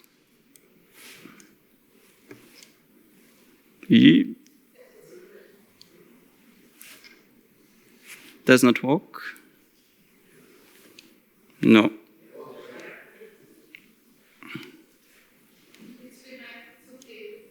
Okay, now I see it.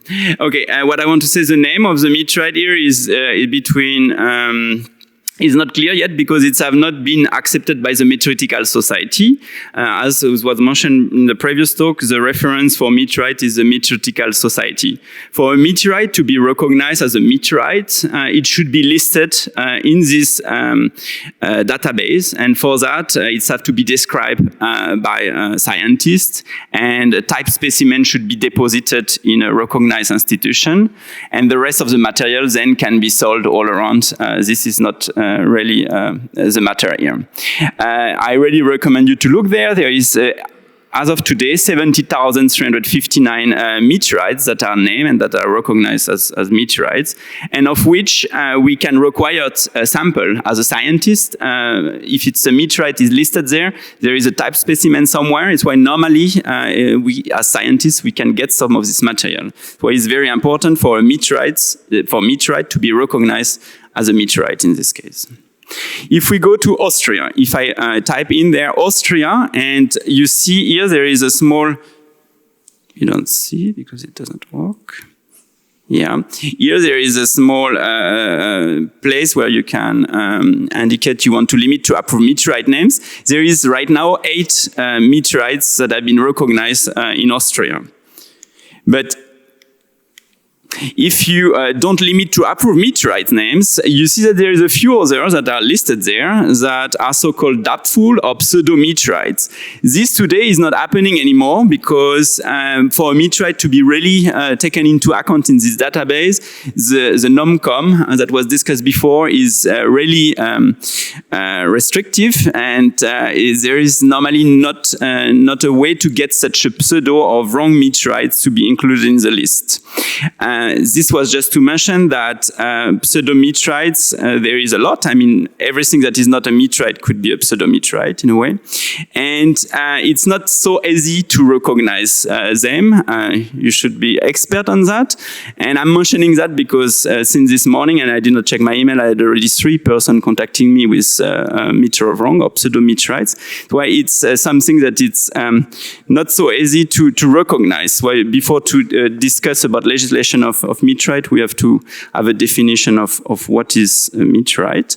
And this is an example for Austria. For example, if you have heard about this, this is an article by Michael Wosatka from Der Standard that is here. It's why I should not say anything wrong about it. But this, you have heard about it because there was a claim that this meteorite, you see a piece on these photos, the meteorite was found in Austria, and it's obviously a meteorite. So here we have a problem. We have a meteorite that is thought to be found in Austria, but it's a lie because the full story of this guy, it does not stand out, and it's the problem in this case, it's not a pseudo-meteorite, it's a real meteorite, and the testimony of this person cannot be trusted.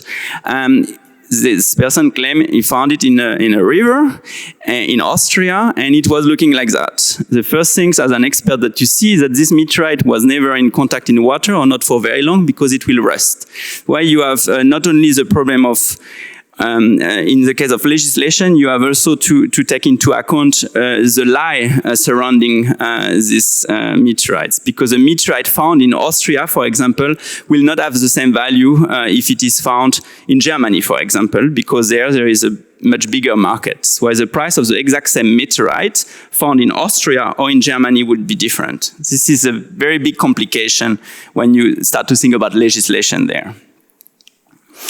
In Austria, we have right now 8 meteorites, including the last that have been found, the Kinberg meteorite that I will discuss much more in the next slides. There is a list of all of them. I'm not going to go through it, but there is another one that I'm going to discuss, is the Neuschwanstein meteorites, that you see the red spot, it's right at the border between Austria and Germany. It fell in 2002. And what is important to mention here is that all these meteorites that have been found in Austria are ordinary chondrites, gewöhnliche Chondrites, the more common meteorites, not necessarily the less interesting, but there is so far no extraordinary exotic meteorites that have been recovered or classified from Austria. This is a kind of a summary. You see on the left side the display as it was yesterday. Now it is looking like that. We have just added the last meteorite found, the Kinberg meteorite. So if you want to see it, you should visit the museum. And I'm going to discuss this meteorite in the next slides. What I want to say is quite surprising that considering the history of meteorite in Austria, with the first fall, a very nicely observed fall in 1768, that there is nothing in the legislation about meteorite.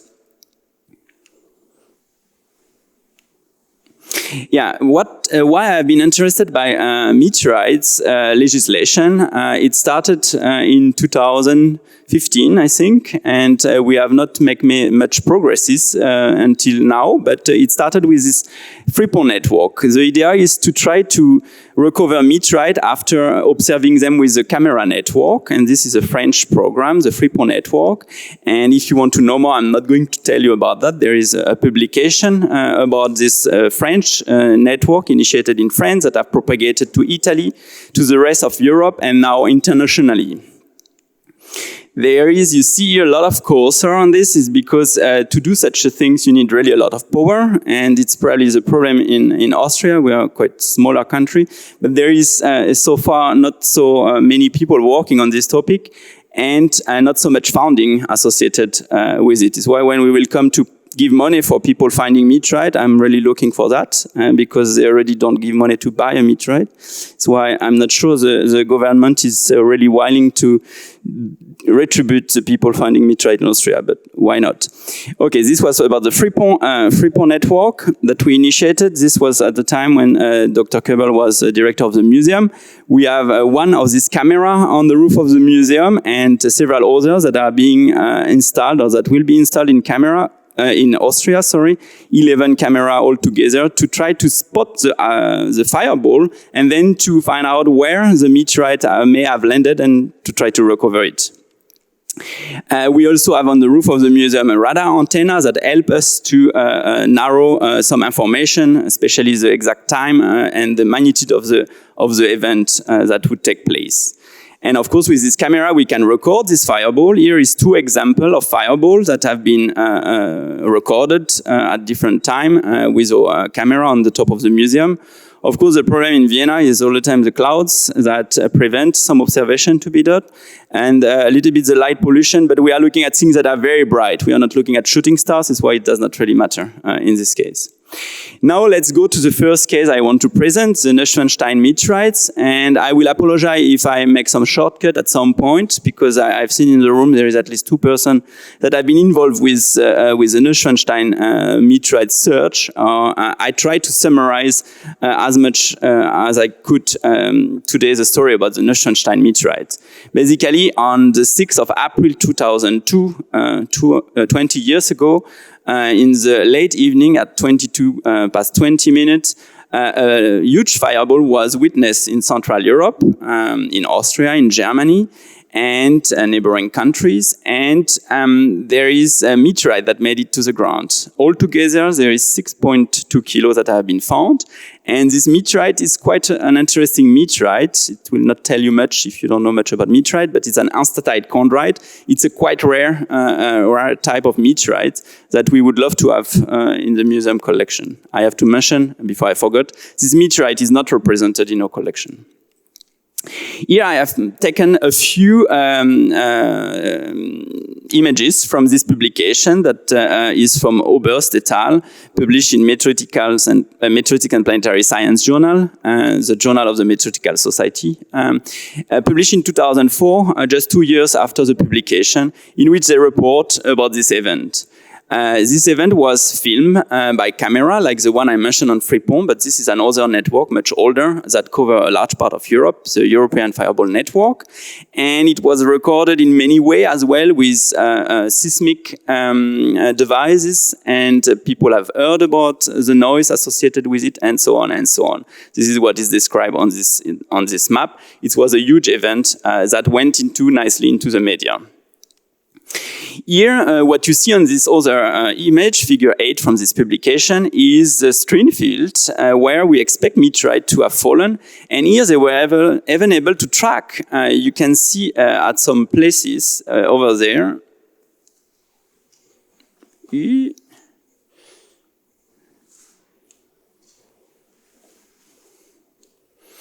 can see, but not with the laser, because it doesn't. Yeah.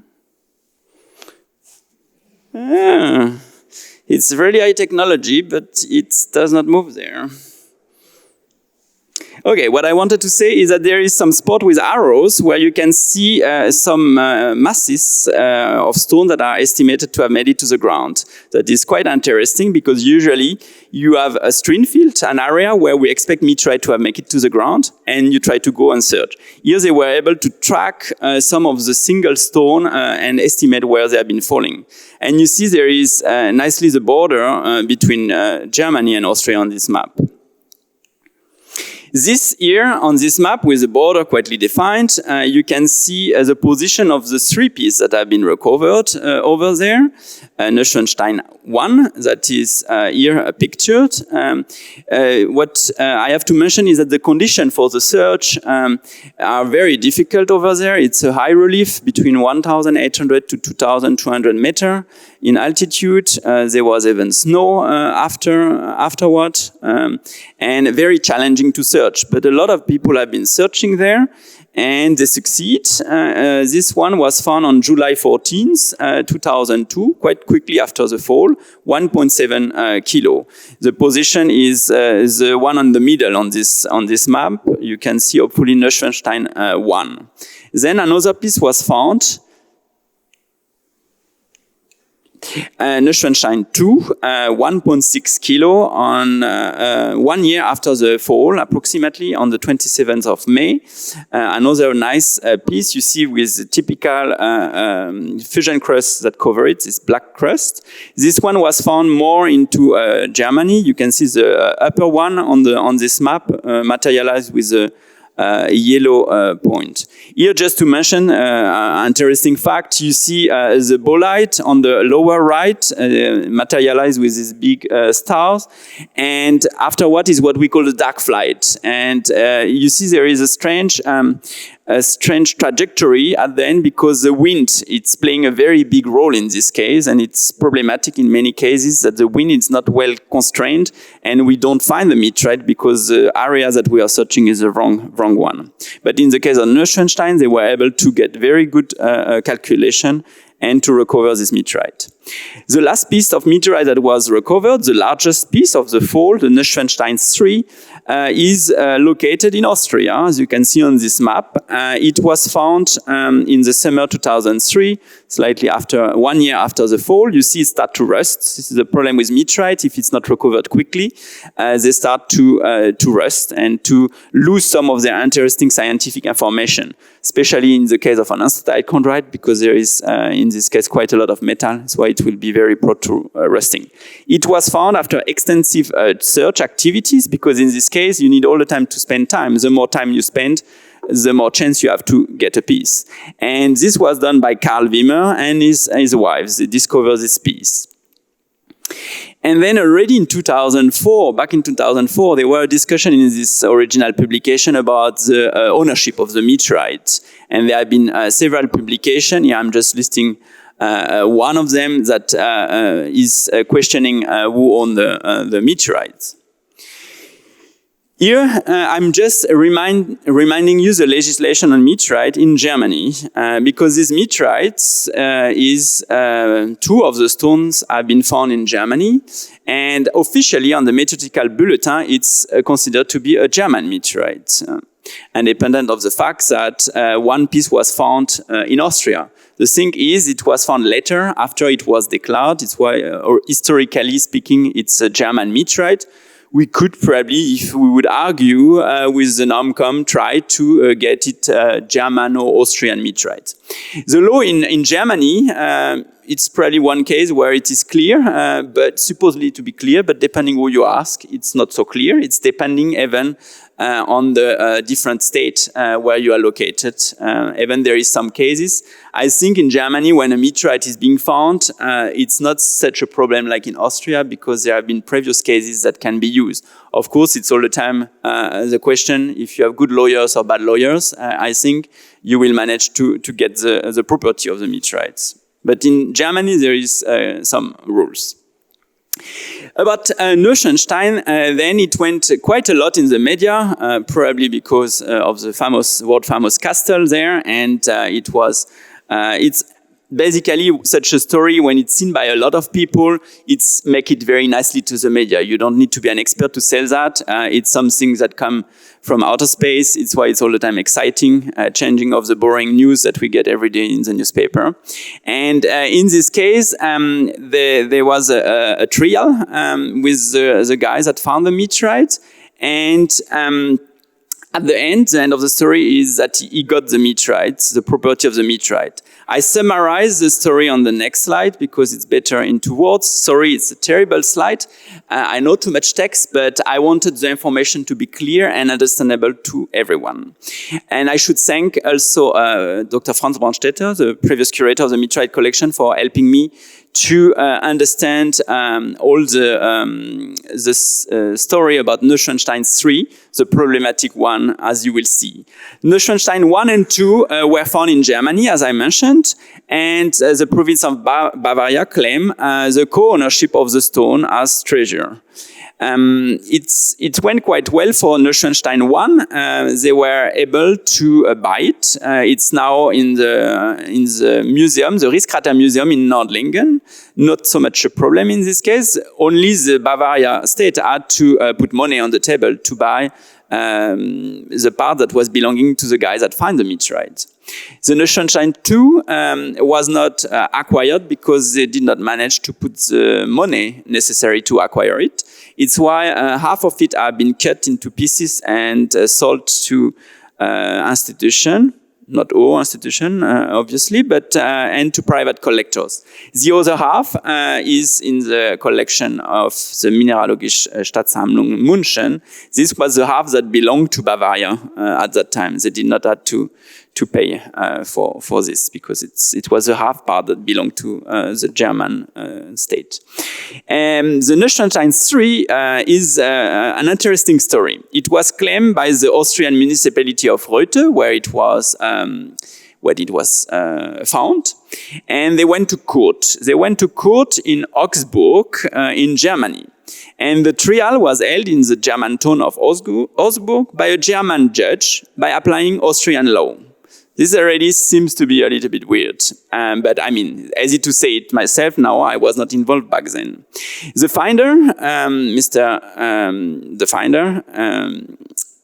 Mr. Wimmer, argues that according to the Austrian laws, that is not existing, the whole meteorite fragment should belong to him. The community of Reutte argue in a different way. They try to say that the meteorite fault should be treated as a natürlicher Zuwachs. You probably know better than me about that, but from what I understand, what Franz explained me, is like if there is tree, for example, a tree falling on your ground or that end up on your ground, you own it. This is interesting. We learned before, if a spacecraft lands in your ground, you don't own it. But if a tree, I mean, it should not be a flying tree, end up on your ground, it's belong to you. But the German court dismissed this claim and gave the full property to the finder, to Monsieur Karl Wimmer. But not happy of that, the mayor of Reutte made an appeal of the case. He went to the higher instance, and it took quite a while, apparently, like usual in this case, and they finally decided to make an agreement between the community and the owner, and they got a compensation that I don't know the amount, but probably nothing or not much, and they allow the guy to keep the meteorite. This is the end of the story as of today, but you know, I really have a note saying that we should reactivate this case, because I don't know if there is prescription in such a case, but there is probably a way to get a piece for the museum in such a case, because I still don't understand, but we can discuss that another time, why it was decided in Germany, because it was found in Austria. It's why I think Austria should have taken the case. Good. Then let's move to the Kinberg meteorite case. This I have been much more involved because it happened much more recently. I don't know what you have been doing on the 19th of November 2020. At this time I was sleeping because it was in the middle of the night. And this is what people have seen all around in the Central Europe. It was an incredible event. And here I'm showing you a video, if you can start it. This is a video that was recorded by the colleagues from Salzburg. I don't know if you have all seen a shooting star. If you have not, look up, because you can see plenty of them these days. This is the peak of the Orionids tomorrow. But this is not a shooting star. This is something you can tell your friend, look up. He will likely see it. It took several seconds for this. It was real time. You can notice it was quite an extensive event. When you see that, you expect meteorite to meet it to the ground. This is the data that I received quite quickly after the event took place, the next day, if I remember correctly. This is data calculated by the colleagues from Czech Republic that are very well advanced into observing and calculating possible strain field. Is the team that, by the way, calculated for the Neuschwanstein meteorite I discussed before. He sent me the information that I'm better to try to look because there must be a meteorite on the ground. It's why the next day I organized a field campaign, taking along a few friends, and Michael was part of this trip. It's a bit crazy to go to hunt for the meteorite in this case because you see the scale bar. The possible strain field is about 50 kilometers. It's why you imagine to look for a rock that might be the size of an orange or a little bit bigger in such a field. It's quite some relief there. It's covered by forest, and on the night, just after the event, it snowed. That's why it's add on some more fun. Why we decided to still try, and we went there searching for meteorites. And the idea was to immediately communicate with the press, because in this case, the more people know about or the more people are involved, the more chance you will get something. It may take time. That's why we distributed also flyer to people to be aware about the event itself and what is a meteorite for them to keep an eye open. We visited, I have been personally there several times over there, bringing also students. And we visited several of the farms and gave them flyer and explained them what meteorites are. And we were not all the time the first to arrive. The idea is to be the first because if somebody else gives his visiting card before, if the guy found a meteorite, he will not contact us. He will contact this person. And in this case, we were into concurrence with the German meteorite dealer that were there for some of them for weeks, searching the area. And you imagine we have also a lot of other things to do at the museum. And that's why we could not spend so much time, except of course the weekend. And yeah, this is what we did back then. And then quite a lot of time later, after 1,000 emails or so of people thinking they found a meteorite, one day I received a phone call of one guy saying, I found your meteorite. And I say, yes, like the 1,000 other people that contacted me before. But he said, okay, I will send you a photo. Yes, it's better. I cannot make a diagnostic without seeing the stones.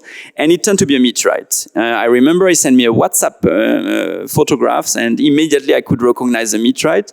Super excited about it. I team up with my colleague, Dr. Julia Walter-Rosia, and the next day we were there.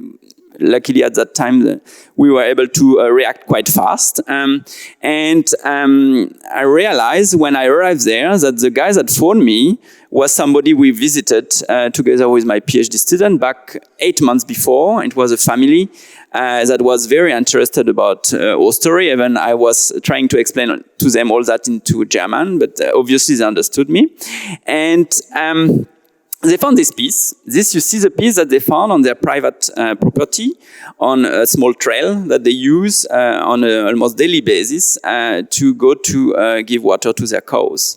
And the first thing they did when they found it, they cleaned it into water, what you should not do because it's helping the rust to develop. But at least they had the good reaction to contact us at the museum, and we were able to discuss with them about the future of these stones.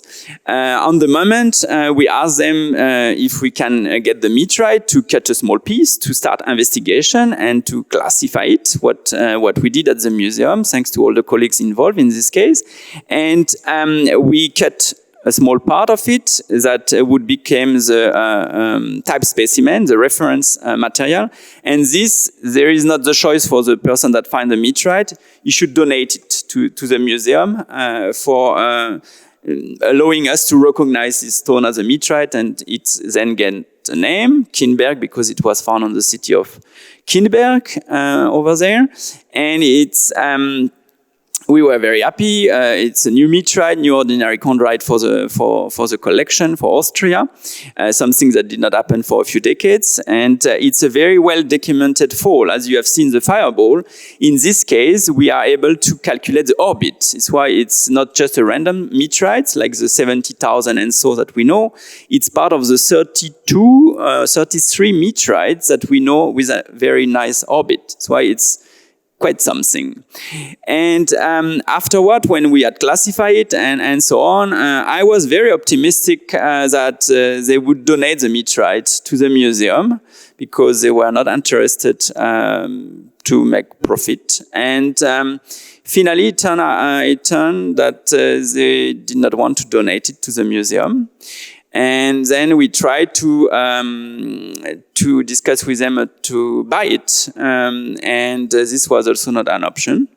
Whatever value we would put on it, they are not willing to sell the meteorites. And then finally, we managed to reach an agreement that they deposit the meteorite as a permanent loan. It's why now the the meteorite is on display, or officially it will be on display tomorrow, but it's already there to be seen.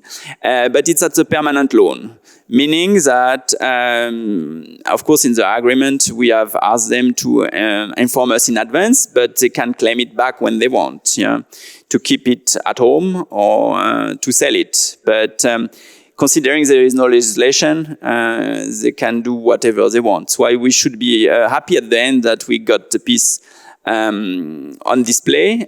Scientifically speaking, with the type specimen, in this case, we have enough material to do science. Yeah, we have done non-destructive analysis of the main piece, but it's all the time good to have a big sample, a big specimen for the visitors. And who knows in the future if there is new techniques that need more material. Usually it's the other way around, but it's good to have it in the collection. That's why this really shows that we need a legislation for meteorites. But you will say, okay, wait a minute. You just tell us that it's been decades for the last one. Why we will put a legislation into place? It's because, you know, if we put all this camera, all this investment in Austria to spot them, yeah, we will for sure find more meteorites. Because this meteorite, for example, will have never been found if we would not have put all this effort to look for it. Yeah.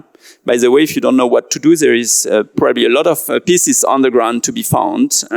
So far, this is the only piece that have been found. It's why we want really to have a legislation for that. And because such a things happened again, meaning that, yeah, as I say, no legislation in Austria, but there have been other events lately with possible meteorites to be found on the ground. Unfortunately, we did not find a meteorite yet, but Kinberg was in November 2020. Don't know if you remember your year 2020. I do remember it quite well. Several events took place, but this was just after the first lockdown, I think 1 month after or something. There was a very big fireball seen over Europe. All the people you see here, 900 people have been describing their observation on this platform on the internet. And this was in the day. It was a daily fireball that was registered in Vienna on the roof of the museum with our antenna. We registered the echo. The fireball end up, and the location of the possible meteorite is west from Salzburg, yeah, at the border between Germany and Austria. All the time it seems to be attracted there.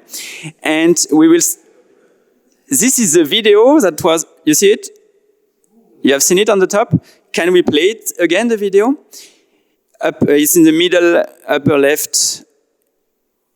Yeah, this is in the day. You imagine it was very, very, very bright. Yeah, the problem that it took place in the day is that it have not been recorded by so many camera, in fact, and not the camera that are used to film such an event. Because, for example, in the case of the Fripon network, we only film in the night. Yeah. Good. There have been the problem in this case that it was a really strict lockdown and we could not travel there and search for it. It was going quite well in the news, a lot of promotion, a lot of emails of people claiming they found a meteorite, but of course no one found any meteorites, a lot of pseudo-meteorite, of course, but it was occupying my days to answer all these emails during COVID, nothing else to do. And yeah, in the case I just mentioned, no meteorite have been found. The expectation was quite small at the end, like the size of a chicken egg. And the relief there is also very crazy, why the expectation was very low. If there would have been the chance to go there, probably we would have put some effort, but I'm not sure. This is another event. Again, I don't know what you were doing on the 24th of June this year at 2:10 AM. But it seems that a lot of people were sleeping because this is in Vienna. You probably recognize on the lower right the Stephansdom, very bright. You see the Danube in the front of us. It's like recorded from the big black diciator, I call it, next to the United Nations. This is a bright fireball that was seen over Central Europe. We detected it even with a camera on the roof of the museum. You see on the lower part of this image the cupola of the Naturhistorisches Museum, and on the upper part of the image, this is a fireball. It was quite far because it was between Graz and Klagenfurt, so to say, in Carinthia. This is the number of people that have seen it, 19 people. I looked today, there is 20 people. Now that I've seen it, it's very, very few considering the magnitude of the event. This I still don't really understand why it was not seen by more people. I should look what was on TV or what was going on at that time. But it's surprising because it was quite an event and so few people.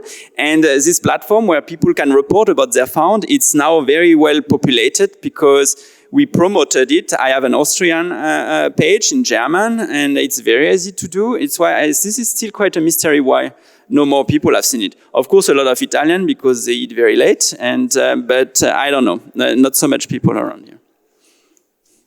This is the fireball track. Just for orientation, on the upper right of the image, you have Graz, the city of Graz, and on the lower left, you have Klagenfurt. Just not so far from the border, again, between Slovenia. It's I don't make statistics, but the border seems to be quite a place to look for these things. This is a fireball as it was seen. And this is a calculated screen field that I received on Friday evening, just after the event was recorded. And based on that, I decided to immediately go there in the next morning. It was a night without much sleep, deciding to go there because the quicker you are on site, the more chance you have to find something, and the more chance you have to have nobody else searching before you. So I ended up going there alone on the first days and promoting it to the media right away. I was not even on spot, that I already was in contact with the media. And the idea again was to try to promote it to the local people, that they would report to us if they found something. I managed to arrive there, and I was by train and then by foot. Luckily, a journalist took me over and took me on site and started to take pictures. And I have to say it went quite crazy in the media because I have people that were flying on that day, and even at the airport it was written that there is a meteorite likely falling in there. Well, it went really crazy into the media, and on the third day I was really alone searching there. And on the late evening there was a family that was around, and this was quite funny because this family was driving and saw the fireball. They saw the fireball while driving from Vienna to Klagenfurt. They were driving very late in the night, and the next day they saw it in the news that one guy was searching meteorites. So they went immediately there. But what was funny, when I discussed with them, they did not know even what to look for. So they were like looking around, but they don't know what the meteorite looked like. Yeah. Good. Then again, the same procedure, distributing flyers for them to recognize meteorites. And it turned out this third day that my colleagues had made better calculation, and the street field was not exactly where we were searching for these meteorites. Why it was good to promote the topic, of course, but not much chance to find anything. Just to make the story short, several colleagues joined up, a few of them in the room today, to search for meteorite, because again, the more people searching, the more chance you have to find something. Why we spent quite some days all together. Myself, I spent 5 days to search in some area quite easily because the grass was short, but you can see that some places were more difficult to search. Hello? The battery is gone. Okay. Yeah, a lot of fun. It was a city festival on there. It was quite popular, my story about meteorite. Then some students were joining, some colleagues from the museum. We covered quite a lot of the field, and there were quite a number of other people that were searching as well, and some German meteorite dealer already that arrived on the second day after searching. The thing is, it could be that it end up there, if not in the forest. And so far as I know, hopefully people would have reported to us, there is no meteorite that have been found, but quite some good chances to find something there. Then you understand why we would like to have a legislation, because if something is being found, we would really like that at least a part of it arrive to the collection. And here I'm taking the example of what is in France. I have to contradict what you were saying. In France, the situation is not clear. There is no legislation. There is previous cases that have been, but they arrive to different conclusions. So why now for a few years, my colleague from France are trying to work on a legislation. They wrote a text, and the problem is that it's do not go out because they have other priority at the moment, and all the time something new happening. It's why they have not had a chance for the legislation to be voted. And I am involved with this project and this program is why I would suggest to try to not copy them, but I think we don't need to recreate the wheel in this case. The idea, it's you mentioned Denmark. Denmark, it's a very specific case. It works in Denmark, but it's very strict, meaning that it's a problem that most of the meteorite dealer will not go there to search a meteorite because they are interested by the meteorite, not necessarily by the money. So in Denmark, they could not go back with the meteorite. You understand? It's too restrictive, according to me, because there is we need, it's have to be a win-win-win in this case. It's why you have to include the meteorite dealer or searcher or collector in the process. Yeah, and in many countries have been very prohibitive. It works in some country like Oman, probably, but it does not work in some other country in Africa, for example. Like a good example being Algeria, where it's totally forbidden to take meteorite out of Algeria, but they are everywhere on the market. It's why this does not make any problem for meteorite collector, but it makes big problem for institutions like us. I cannot buy meteorite from Algeria, for example.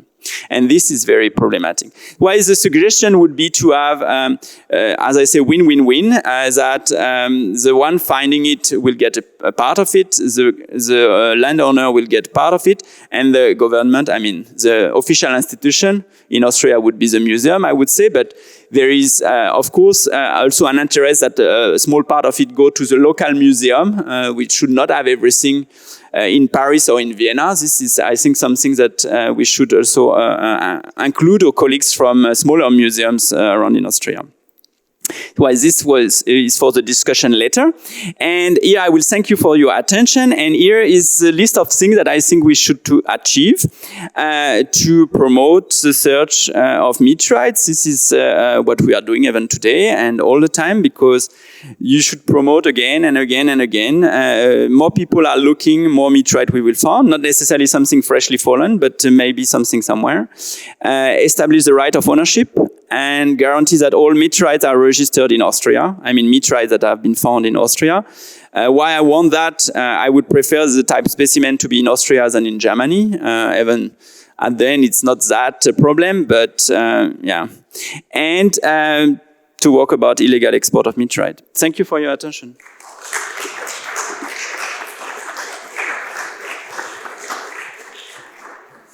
Thank you, Ludovic. I guess between the two of you, you have done away with almost the whole time we have extra here already. Okay. Left. So let me make a quick proposal. So if there is one short question that we can deal with here, we'll do that now.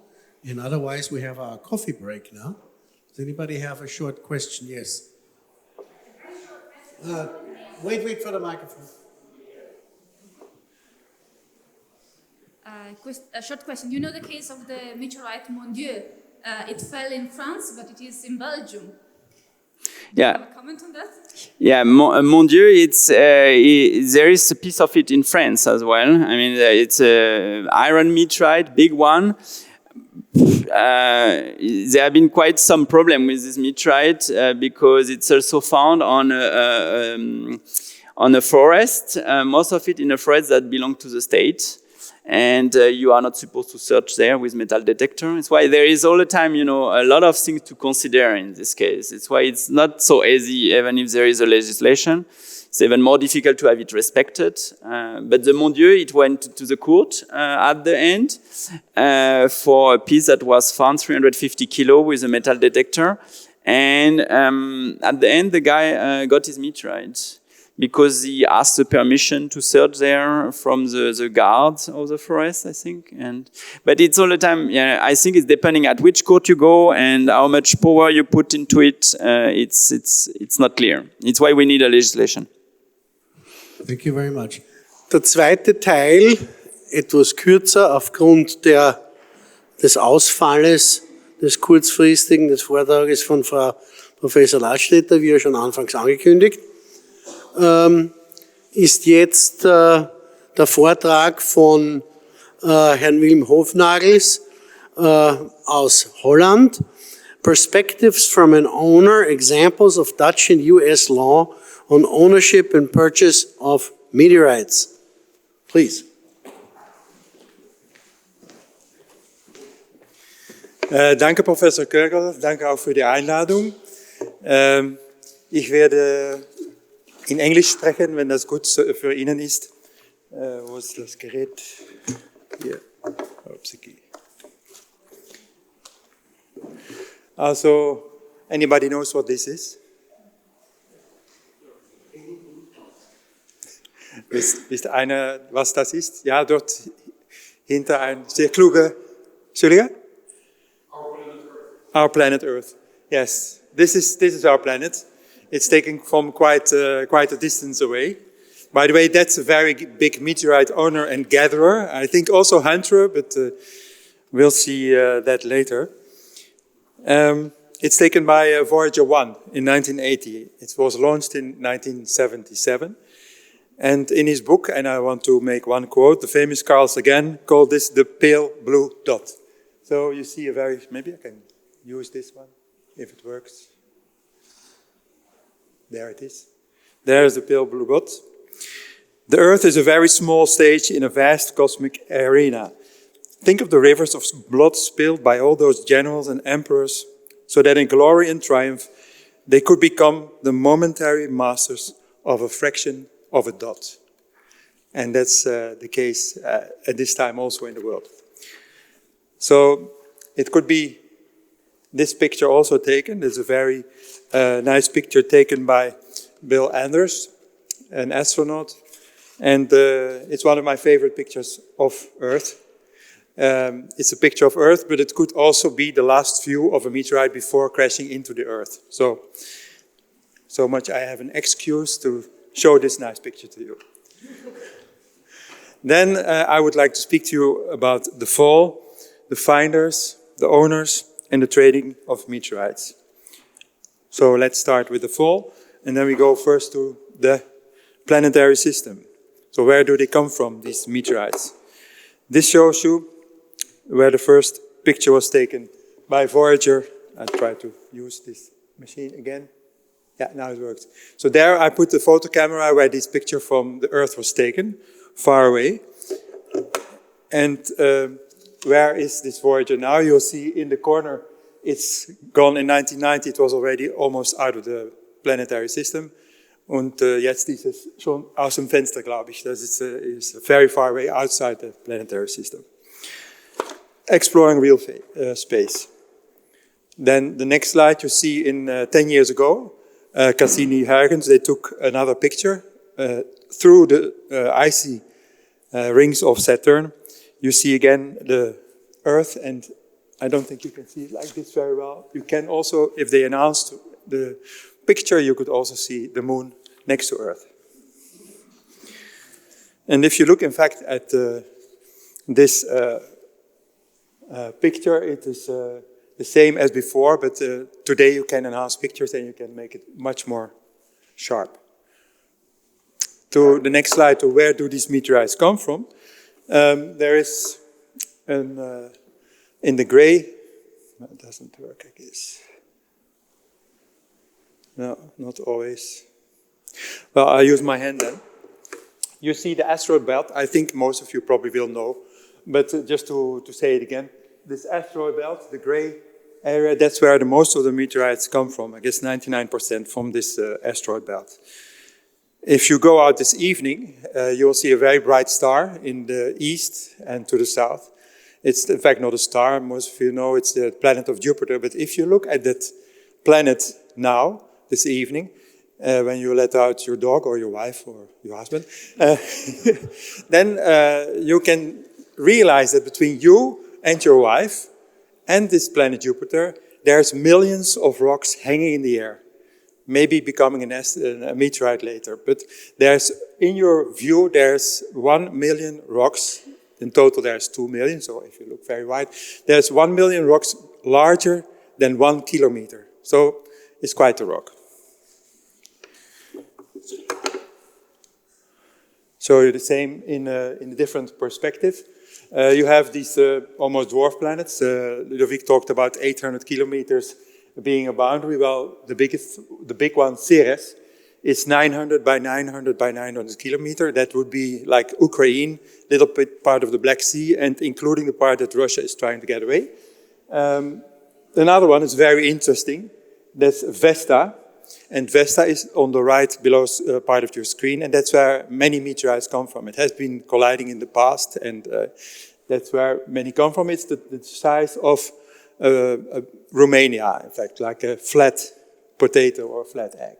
Then in the right below part of the screen, you will see a very tiny particle going out. That would be an asteroid of 15 kilometers wide. Why do I put it there? Just to put it in perspective. That's the size of the asteroid that destroyed life for dinosaurs, and it landed on the borders of Yucatan. The Chicxulub meteorite. I think most of you will have heard about it. It's a mountain just as big as the whole Neuschwanstein mountain falling out of the air. Next one is to give, again, a bit of perspective.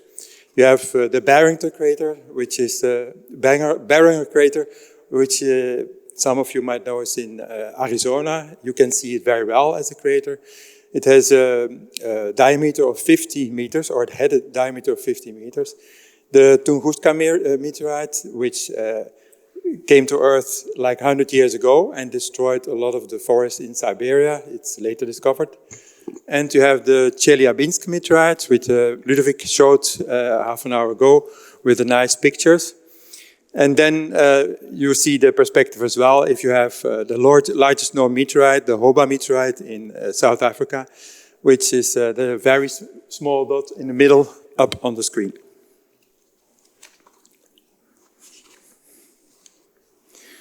In fact, that's what Earth would look like if we didn't have any water.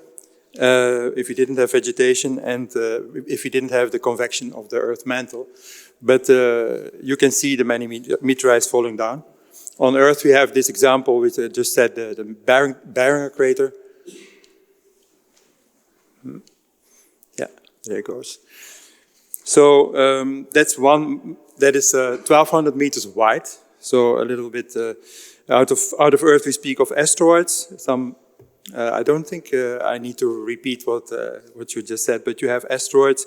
When they come in the atmosphere, it's a meteor, and once landed, it's a meteorite, of course. So that's about the fall of meteorites.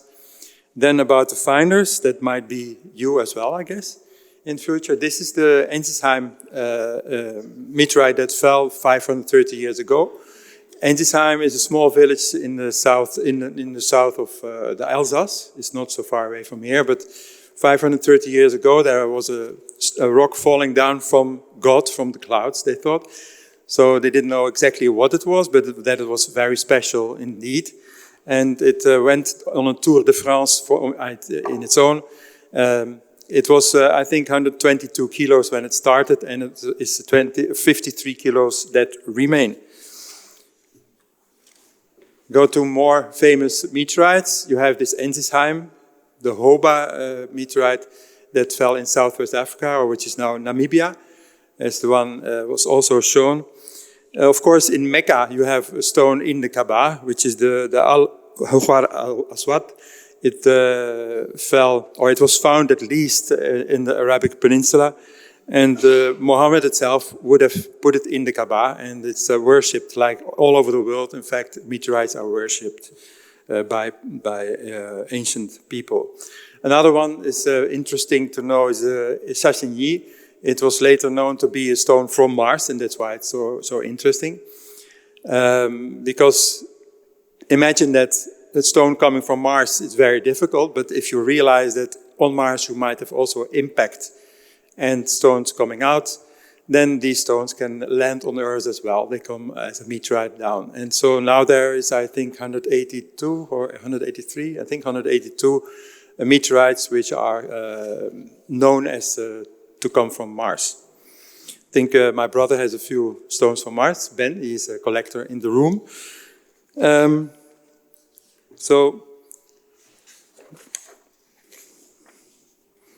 Yeah, that's another remark.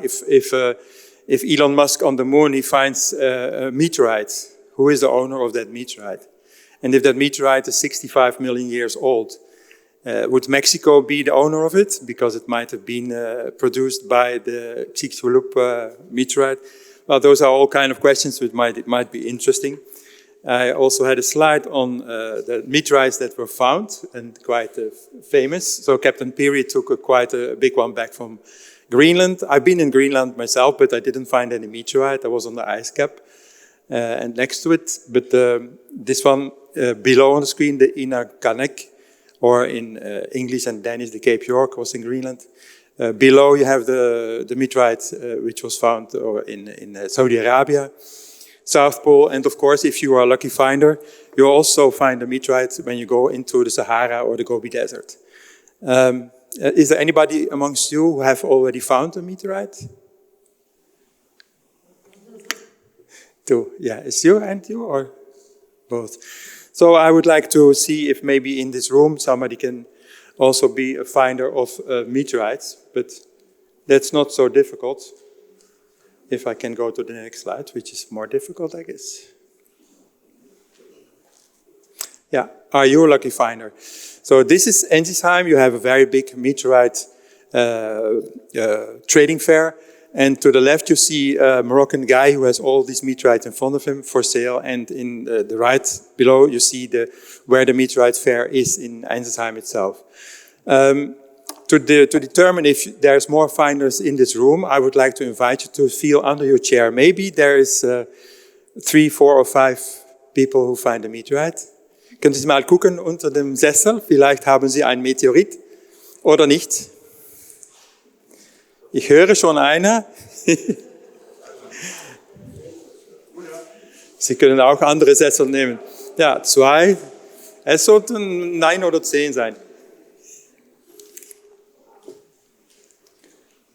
Okay, while you're looking, you might check, because in this Corona time, you know the difference between a real thing and a placebo with all these injections. So I have here something that meteorite finders always want to have. So you can see in many meteorites there's iron. So I'll give this to the first of you, and you can check if it's a real meteorite.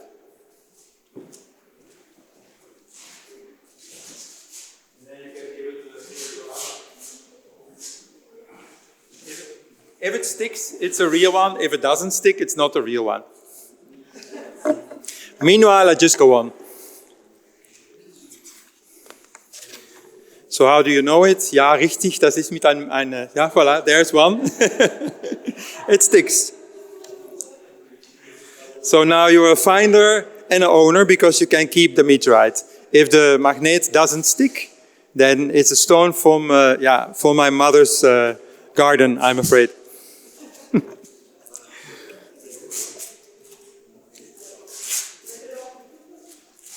So from the finder, we go to the owner, and that's a little bit more serious. You can become an owner of meteorites by finding the meteorite, of course, like you do now. Like property by gift, you can have property by purchase from one of the collectors.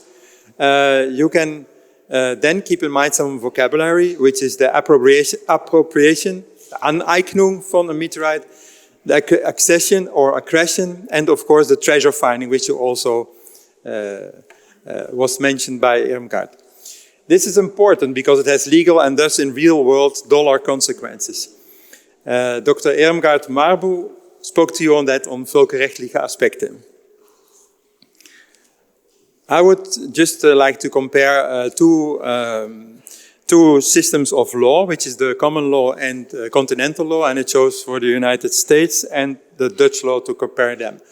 The common law is important when you're searching somewhere or finding a meteorite. It's important to know in which country you are, of course.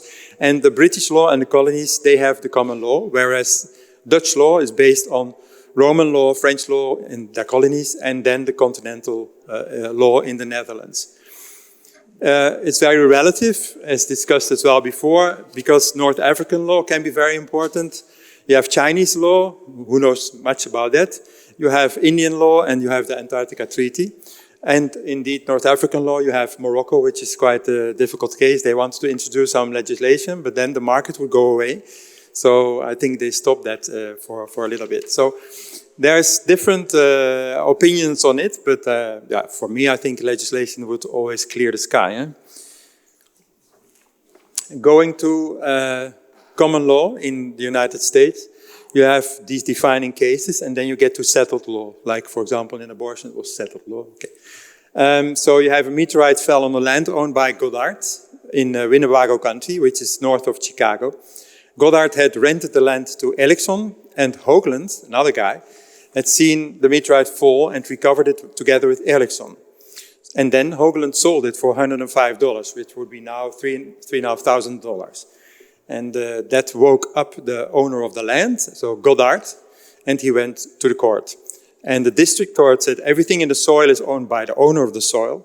And the Supreme Court concluded to the same, just like rivers or like sand in the wind, it's accretion, so it's owned by the owner of the law. Then you had a defining case. The first one was before this academy was founded. The second one is after it. I don't think it has anything to do with it.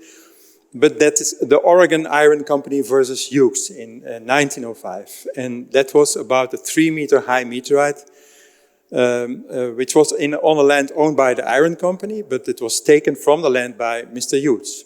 And Hughes claimed it was owned by the Indian tribe of the Klickitat, who left it.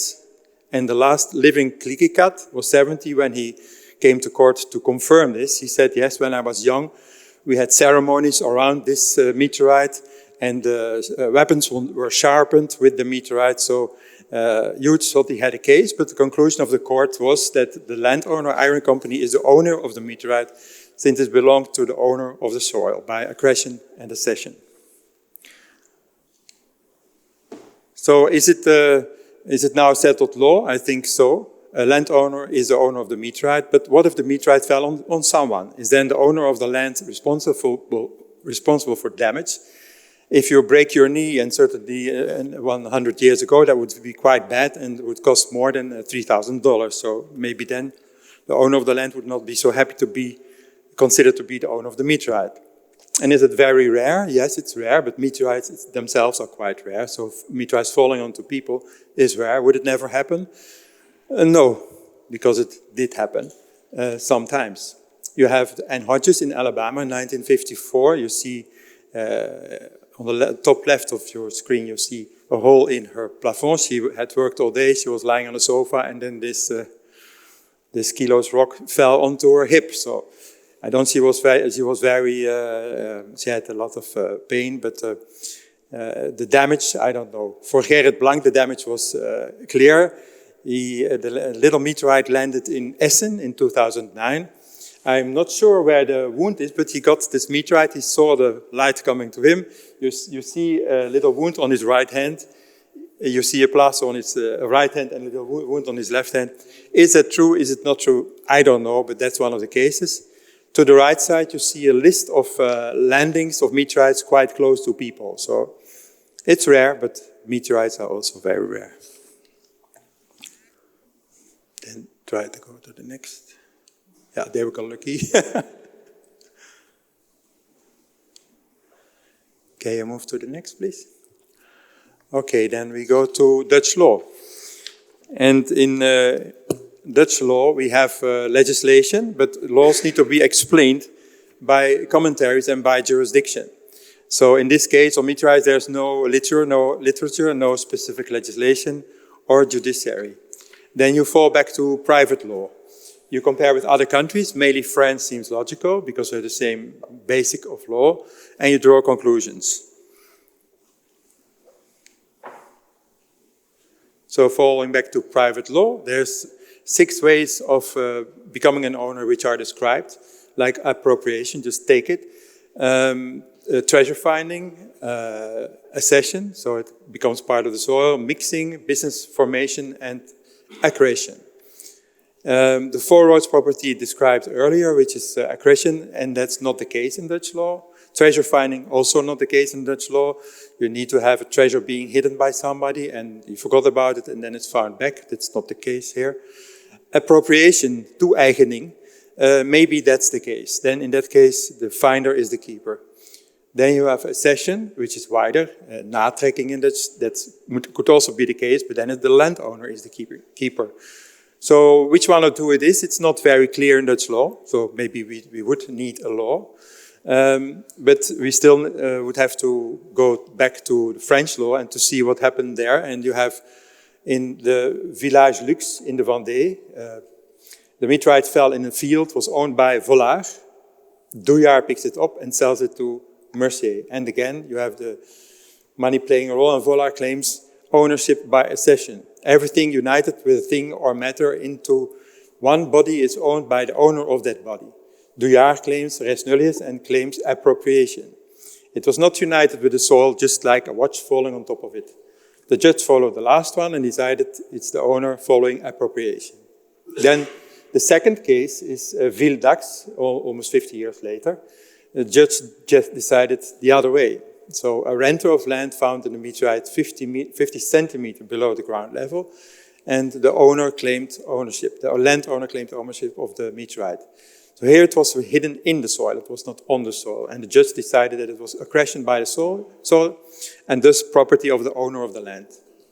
In modern literature in France, the last judgment is taken without discussion, and we would consider it to be accretion or accession. So the landowner would be the owner of the meteorite. Then back to Dutch law with all this knowledge. There's no court case yet. Since not many meteorites fall in the Netherlands, I think in Austria you're very lucky. You have almost 2 times more than in the Netherlands. We have only 5 meteorites that are known to be found back fallen in the Netherlands. You have the 2 appropriation as accession as influence from French law. What would be the conclusion? In the Netherlands we have a lot in law cases to do with redelijkheid and billijkheid, which is reasonableness and fairness. So I think it would also be split in 2, the ownership. It would be also nice if the state would have or museum would have something. So indeed here I would plead for that. But there is uncertainty for the moment. Not decided. Then towards the trading. I must go some pages further. So about the determination, I would just see a few terms so you know all where they come from.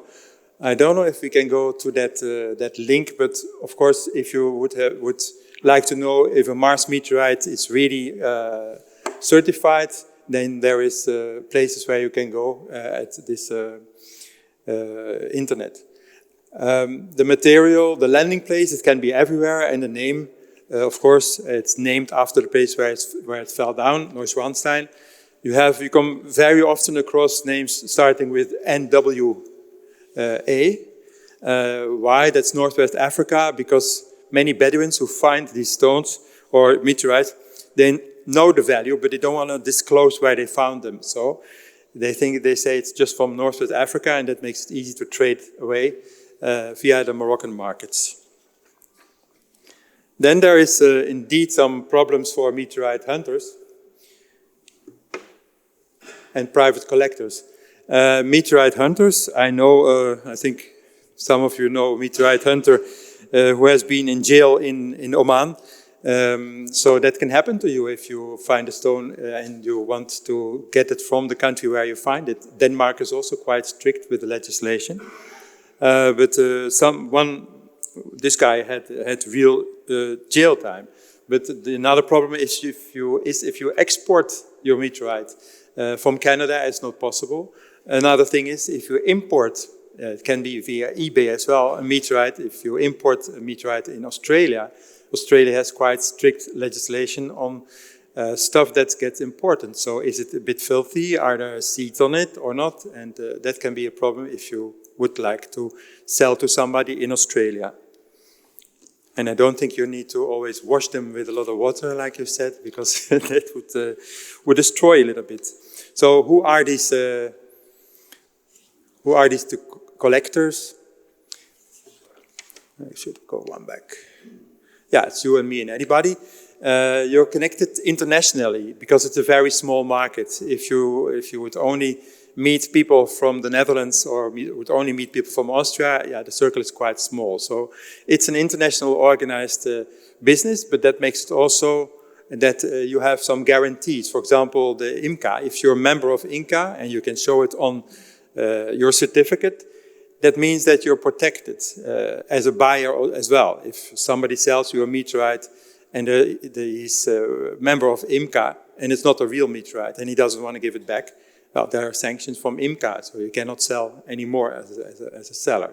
So it's in fact sort of a quality mark, a safety mark. You can see here there's a little meteorite like the ones that you found, or somebody found a stone, but this is the certificate on it. You found a stone with a certificate, and some is not meteorite, so don't blame us. And I must say, I am speaking not for the European Parliament speaking here, I forgot that, but I'm speaking on my own behalf, and I joined the disclaimer that you just said, Ludovic. But this is a certificate you see in the middle, IMCA, and then you know you can trust this guy who is sitting there, by the way, so if it's a normal stone, you can go to him. That is the legal issues that you can have. The meteorite market, well, the cheapest are the Northwest Africa, and they are not classified. There's abundant of them. If you want to check the origin name, you have classifications in this site, looking like Red Bull, but it's MedBull. That's what Ludovic also just showed us now. Trading is in fact per gram, and you can also see on the slide before, you can see that's really a milligram. This one. You can see 13 grams and 6592. There's 0.6592 grams. That's you have to determine because the price is quite high. It can go from 50,000 to 10,000 or more per gram. So that depends, the pricing. Is it rare or not? Is it spotted by a fall? That's what you just were looking for. If you have a part of a meteorite that somebody saw fall down, it of course adds to the value.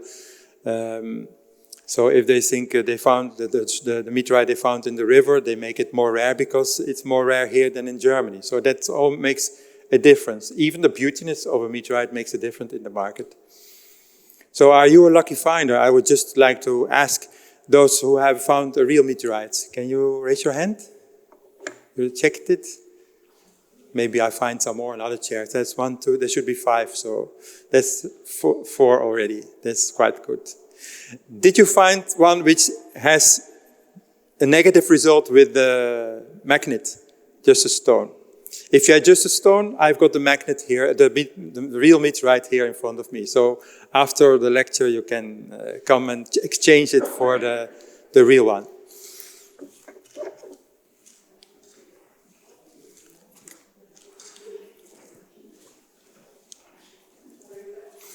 So that comes to the conclusion of this presentation, and I want to make one more quote, and that's again with Carl Sagan. It has been said that astronomy is a humbling and character-building experience. There is perhaps no better demonstration of the folly of human conceits than this distant image of our tiny world. To me, it underscores the responsibility to deal more kindly with one another and to preserve the cherish the pale blue dot, the only home we have ever known. And I myself would like to add, though I'm convinced there are many worlds, there is no planet B. Thank you.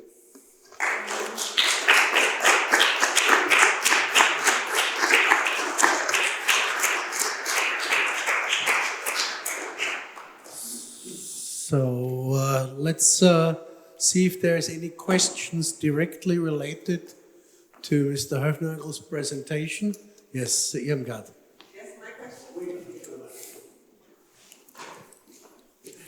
Thank you very much for this very interesting presentation. And my question would be about really the money, the worth of various categories. I mean, you had some hints on your slide, but when we have this piece, how much would you sell it for, or just a little more details on the prices? Well, the ones that you have here, and if you've got a stone, really I have the same number on your plastic bag, and you can change it for the real stone. And then if somebody else would like to have one of the meteorites, you can also come. There's 2 or 3 more left, and they were donated by my brother Ben.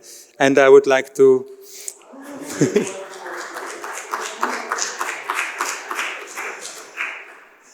And I would like to ask Ben, what would the price be of these meteorites? I'd like to answer and also make only this one little correction. On your slides, it said $50 is the minimum for a meteorite. I mentioned to you $50 cents. Yeah, indeed. So, yeah. But this particular meteorite, it's classified. It's called Chifadin, but also it has 2 names because Chifadin was mentioned by all dealers, and then it turned out officially to be Tassidet 004. So Chifadin is also mentioned in the classification. So that's also the official name. It has 2. And this one, I think it sells on the market for about $5 per gram. So if you have a stone like Irmgard, 13 grams, that would be like $65, my dear.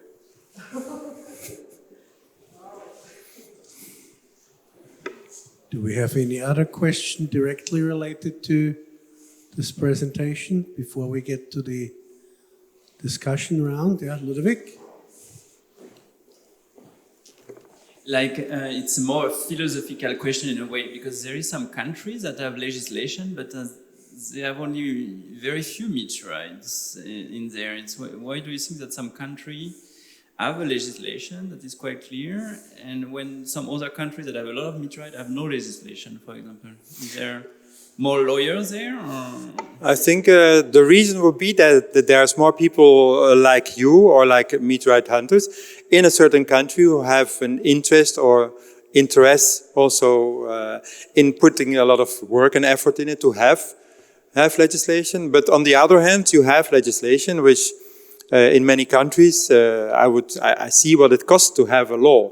And if you want to have, I work in the European Parliament, all these commissions who do their voting and preparatory meetings, if there would be a very simple law, I think it would be quite, if you say, for example, I don't know if Danish law is very simple and clear setting, or French law, which you are working on, then it might be easy to get it through if there's not much discussion. So if all the parties are happy with this law, I think that then all the people voting for the law, the MEPs or the members of parliament, I mean, then it would be simple. So philosophical, I think it would be not bad to have laws everywhere. It would be nice if in many countries the laws would be rather the same.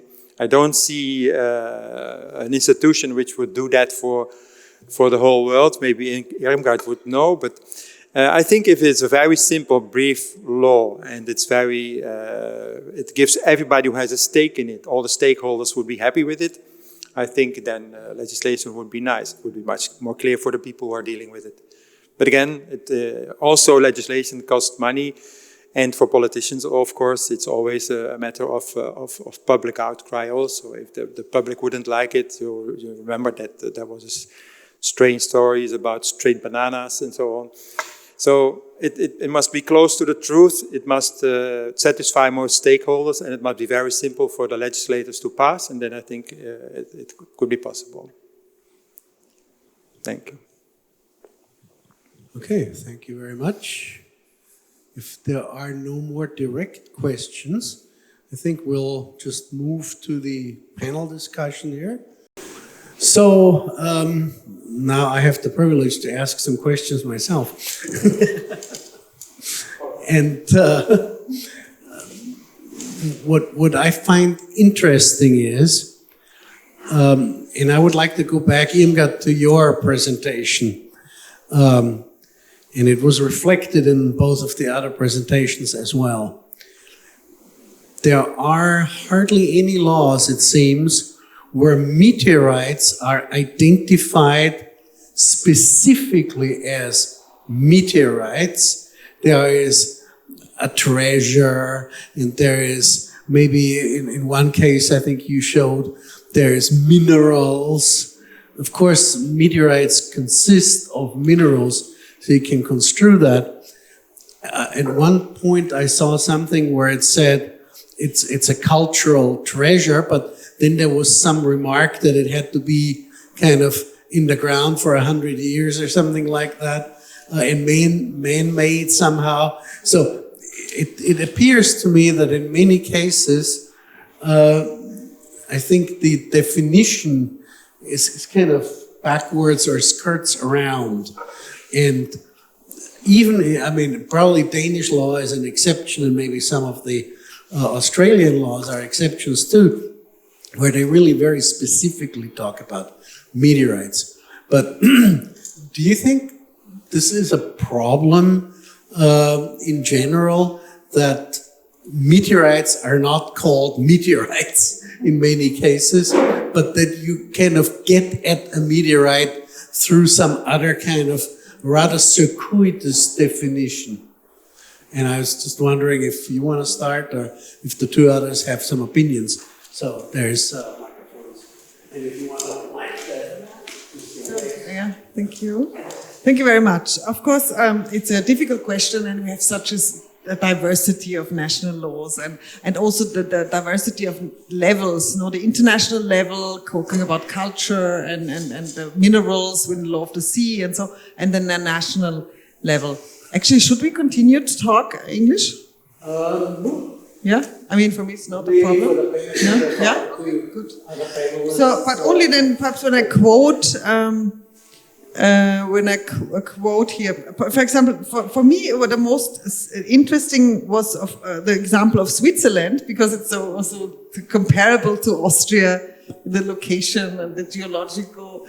I think that trick here was, you know, they actually claim it herrenlose Naturkörper oder Altertümer von wissenschaftlichem Wert sind Eigentum des Kantons, in dessen Gebiet sie gefunden worden sind. Also it doesn't call it, you know, meteorites, herrenlose Naturkörper oder Altertümer. So that again already not calling it a meteorite, but some circumscription perhaps in a way politically to make it easier, you know, to explain it to the public why we need some special law or legislation for this.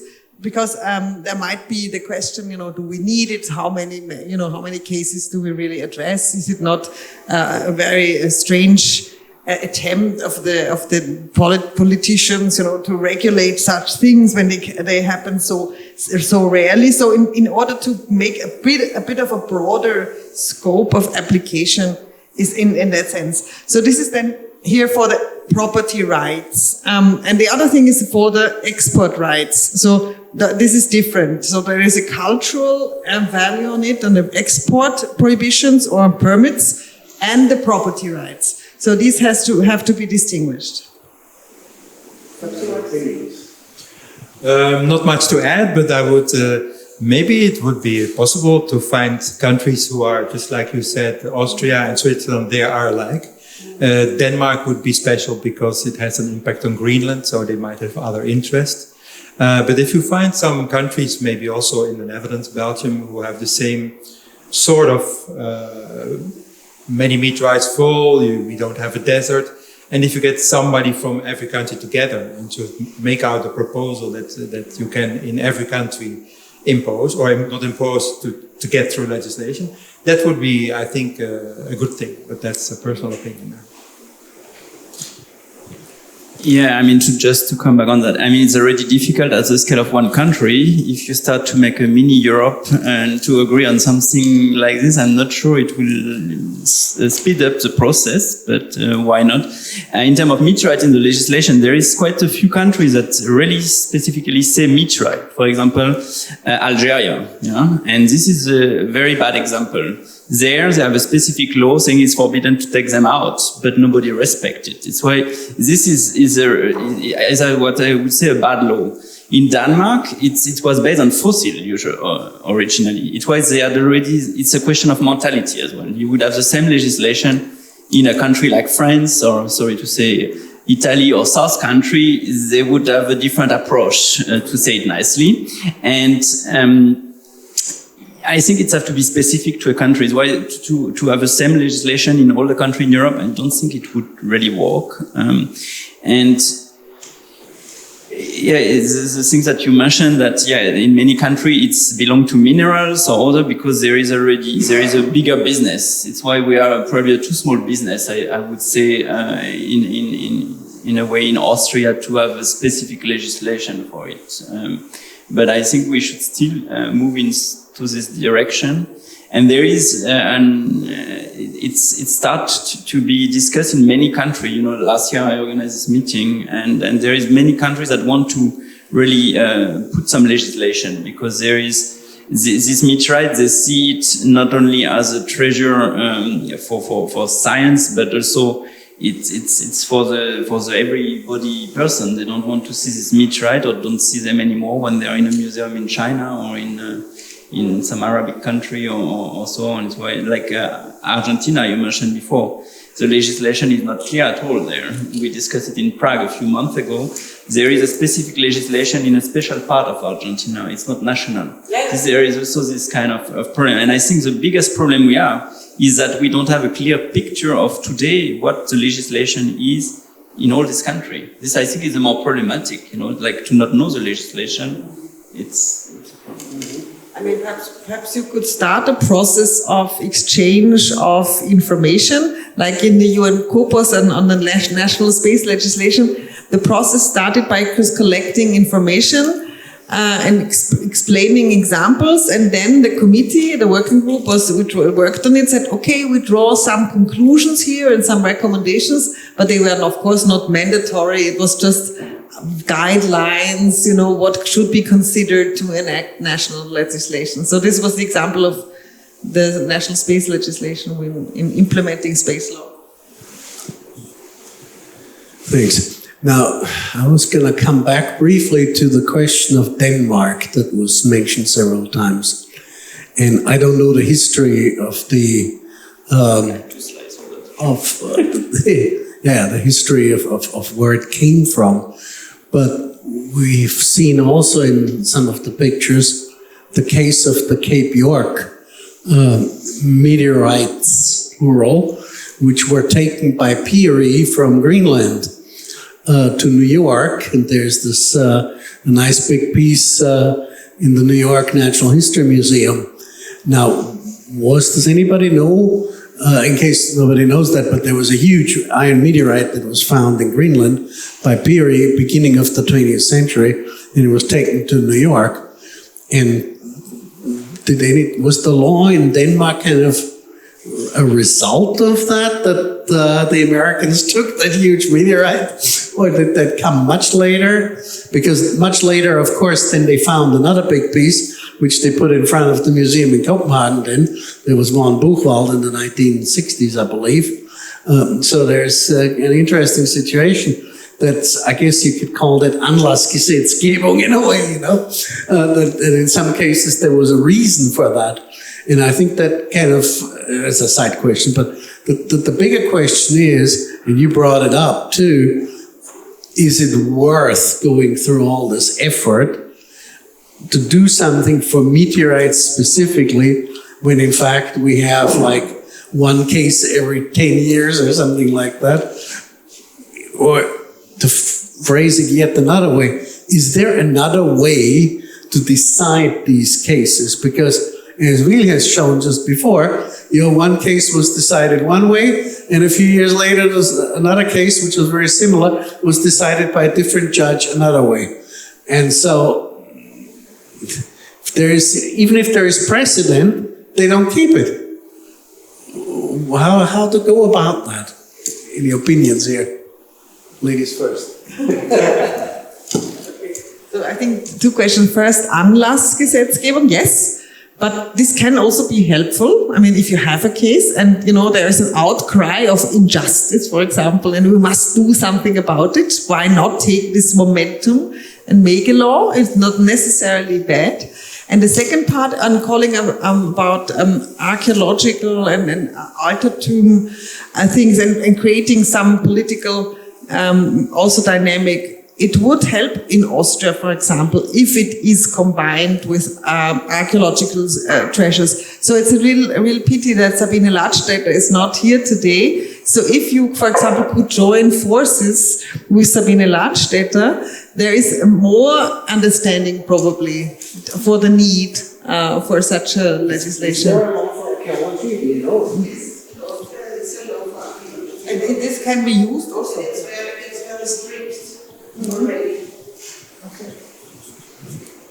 Okay, I think it's the same. That's what you just said. It must be quite simple in order for legislators to pass it. So that's why I was talking about if you have some basic points, which of course you don't have the same law in all countries, but you might have an outcry when the meteorite falls. And will it go to the finder? Will he sell it to somebody very rich and will it disappear?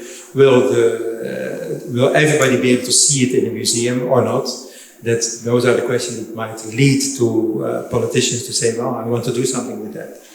And I must say much of the law is quite coincidental. It comes around when there is an occasion, and that's when the public wants something or would like something. So that's my opinion. Yeah, if I can add on that, yeah, I think it's useful to have a law also to motivate people to search meteorite. You know, when we want to involve the general public, and we should be clear with them what would happen if we found a meteorite. Of course, I can tell them, if you join the search with us, all the meteorite is for the museum. But there is no legal aspect around it. I don't think it should be so complicated in a way. It could be added to the archaeological law, but the problem is that I would like it to be specific in a way, because if it's belong, like in many countries, like mineral or archaeology, at the end, the case is not clear. You will all the time come back to this problem that is too general. If you put it under the category mineral or archaeological object, you will never have really a clear case. And I think, based on all the experience we have from all the other countries, and it should not be so difficult. But I don't know, by the way, what is the process to make a legislation in Austria? Yeah, the process is that usually you take a ministry, or one minister, a ministerial department or so, and they figure out that it would be interesting for them. And some they prepare the higher instances until the minister, and then they explain the minister it should be active, and you need one driving ministry which puts it forward. And I just, of the comparability of archaeological treasures, indeed is a little bit perhaps also a danger, because there are very different things. For example, what your proposal was, and I saw it also in the Neuschwanstein case, that the meteorite actually split in two pieces. And this was fine, so to say, because the half could be, sold and be on the private market. This would not be acceptable for archaeological treasures, that you just split them physically, namely. Yeah? One piece not, but if you have many pieces. And you destroy them, by splitting them physically. So this in particular would not be useful to have the same. Yeah. I think perhaps we can allow the electrician to be an expert, or later on, I don't know. But I think the law for cultural object is most similar, because the problem is not, in most cases, not the landowner himself, but many private collectors who go out in the field. They have much time. They put them up. The scientist does not know the situation exactly under which circumstances they find it, and it was not documented. So it's mostly the same than with cultural objects we had, and therefore I think also the law is more or less could be the same, taken as the same, and only addition by and minerals and meteorites, because also the minerals, we had laws in Austria, but not over the whole country, only for a relative restricted area like national parks or such things. But the problems is also there, the private collectors, not the scientific collectors, not people who are allowed to go. This could also be private persons, but they get an allowance to get out in the field and collect and stay in contact with the scientists of the museum, the university, or whatever. So this is sometimes the case for the mineral collecting, and it could be similar or more similar with meteorites. So I think we had no chance to get a new law for meteorites, but as it in some and most parts is the same, like with historical objects, we can use that and be maybe an additional part of it. Taking the clue about the archaeological objects, though, when you have archaeological objects, it is already the act of digging it up, kind of, and finding it, that can destroy some valuable information, because it is often the circumstances of where an archaeological object is, how it was buried, how it got there, that you know, it's not only the coin or a head of a Roman statue or whatever itself that is the valuable part about it. The scientifically valuable part is also the whole circumstance. It's not the case with meteorites. Meteorite is only the object itself that is of interest and not the surroundings in a way. I don't know really too many other cases. Well, no, when you see it fall, but when it's located in the ground, it doesn't matter, you know, that it fell, whatever, you know, unless it makes it greater. That's a different story, yeah? But we're not talking about that. But that brings me in a way to the question that again comes back to some of your slides, where you talk a lot about in these international agreements about resources. It's a mineral resource. It's this resource, that resource. A meteorite is not a resource per se. The only resource is the information content that you have in a way that, I mean, yes, you can sell it on the market, but that's, you know, that's not, I don't think anybody would qualify a meteorite a resource in the sense of a mineral resource that you mine for particular reasons. So why lump it together with resources? Yeah, no, it was just the idea that the terms, minerals and so on were somehow overlapping. And indeed, for when I talked about the law of the sea, this was already recognized, so that they would need an additional UNCLOS convention on the protection of cultural heritage beneath the sea. So they want really to distinguish the protection of the object and on the other hand, the exploitation of resources. And the question is, where do meteorites fall into which category? Probably not to the cultural, because it says really it's human-made and so it doesn't fall here. And the resource is not really fitting either, when the purpose of the provision is to find and exploit. But I mean, this is the sense. I mean, they also contain metals and so on. So in principle, they would also be a source of a resource. But of course, in practice, that's not the case. But they are traded for their other properties.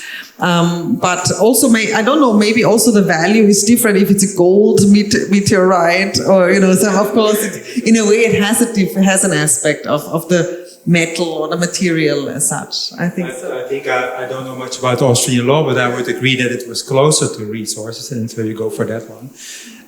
Resources, for example, I know of a meteorite from Mars, and that might contain little parts of air from Mars from 1 billion years ago. You never know what's in there. So in that way, is that defining a resource? I think it's very far-fetched, but it's a small area when you're talking about a meteorite. So maybe it's the best thing to hang on to an existing other law rather than to try to make a whole new law, which might be much more difficult.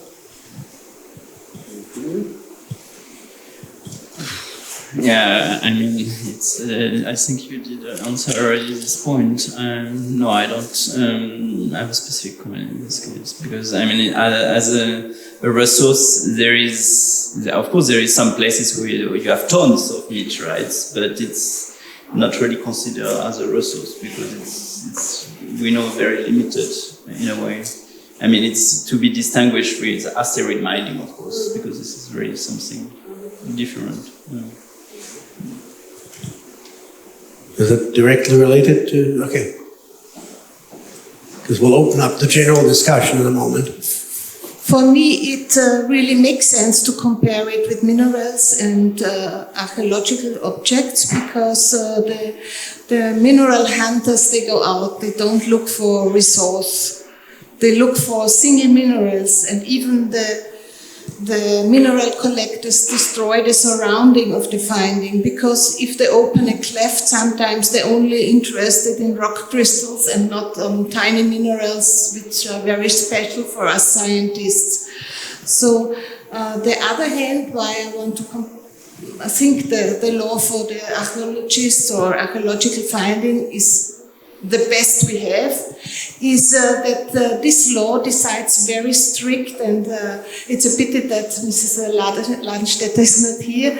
It had also restrictness if someone finds it near the surface or in a deeper layer of the ground. So even in the case of meteorite, it could be that you find a fresh fall, but even you can find it in a deeper layer. So then it depends. In the case of archaeological objects, is the owner the land owner or the state? So therefore, there's many similarities from the cases and even from the scientific interest. It is not the same scientific interest in these different objects, but it is necessary that the founds were discussed with the scientists before they go to the market or before they go anywhere, and were lost for further investigations. Yeah, I partly agree with you, Vera, but the thing is, from my understanding, the problem with the archaeological law, they are too restrictive. And the thing with the meteorite is quite special in the way that we need as many people as possible to assist us. And the problem to have a too restrictive law like for archaeology is that this meteorite, if they are found, they will never show up. You know, they will be in the black market. And I'm not expert in archaeology, but there is some private person that have better collection than some museum. I know that is not the case for meteorite. I mean, some believe they have thousands of meteorite, but they are not. And it's something else. But I think it's why we should not be too restrictive. This is the problem. If we are too restrictive, we will not find them or we will never see them. So it's why it's kind of a problem.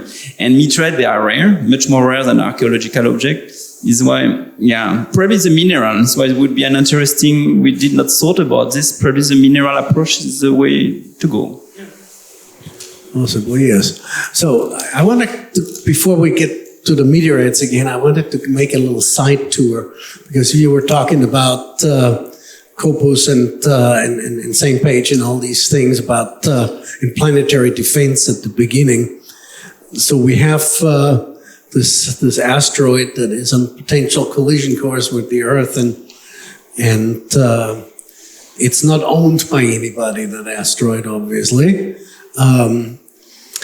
But you shoot up a rocket and you try to deflect it. And unfortunately, the deflection doesn't go quite as planned. And instead of hitting, let's say, an uninhabited part of the South Atlantic Ocean, now it crashes into some other country. Who's responsible? This we have worked on in Europos, of course, because here is the responsibility to the state who made the asteroid move away from its original and natural orbit and way to so on the United States, of course, if something goes wrong, they are liable and responsible. And that's also the motivation by the United States to get an international agreement on the decision making, what to do when, and then in the end get a waiver, so to say, of liability, because they save the world, they do a lot of effort, and then you should not take all the risk of having to pay for anything that goes wrong, because this is the current state of the law. That's why we did our work and our book, and probably we will see how the decision making, if it's on a multilateral basis, then certainly the states would, say, yes, you do this and that, and then you are in a way waived your liability. But if there is no agreement, the United States has to pay. Take the risk, because the legal explanation is that it's not the natural object. I mean, because they use a space object, which is a man-made object, and this is causing the deviation, and it's clear that it goes back to the launching state. I remember a case where some satellite part where they were landed somewhere in Australia, and the local county municipality or so asked for polluting damages from the owner of the satellite or some fine. Anyway, but coming back now to meteorites, and that would be kind of my last question before I want to ask for questions from the audience. We have talked a lot about the various aspects, how it looks in different countries, but the question is, so if you would have a wish, and the wish might look different from a meteorite curator, a lawmaker, and a meteorite owner. What kind of rule or law would you wish for? What is something that is maybe pragmatic, something that, as Ludovic has said, entices maybe people to go and not pocket it and trade it secretly because it's too difficult, or not bother at all. But I've heard from some meteorite owners, they don't want anything because they feel like entitled to whatever they stumble on, which it's difficult to understand that. By the way, as a little side comment, that story about Argentina, that was an Anlassgesetzgebung, so to say, because there was a guy, an American, who wanted to steal a huge multi-ton meteorite from Chaco, the area there's actually a film even about that color out of sky, which is very interesting, by Sergio Wolf, about that whole story. And he was bribing everybody left and right, but there was one guy who wasn't bribed, and he alerted the police, and the guy was arrested, and that's when they made that law finally. So that's the story behind that. But so you kind of want a law that is simple enough to be enforced, clear to be understood, easy for people to donate something and get a little bit of reimbursement, still something in there for possible owners.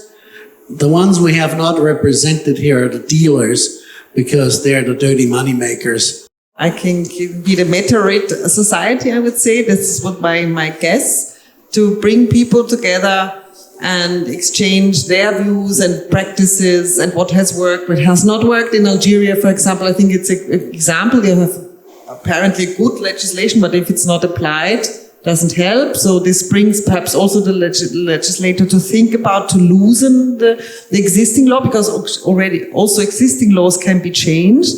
So a multilateral debate would be my wish.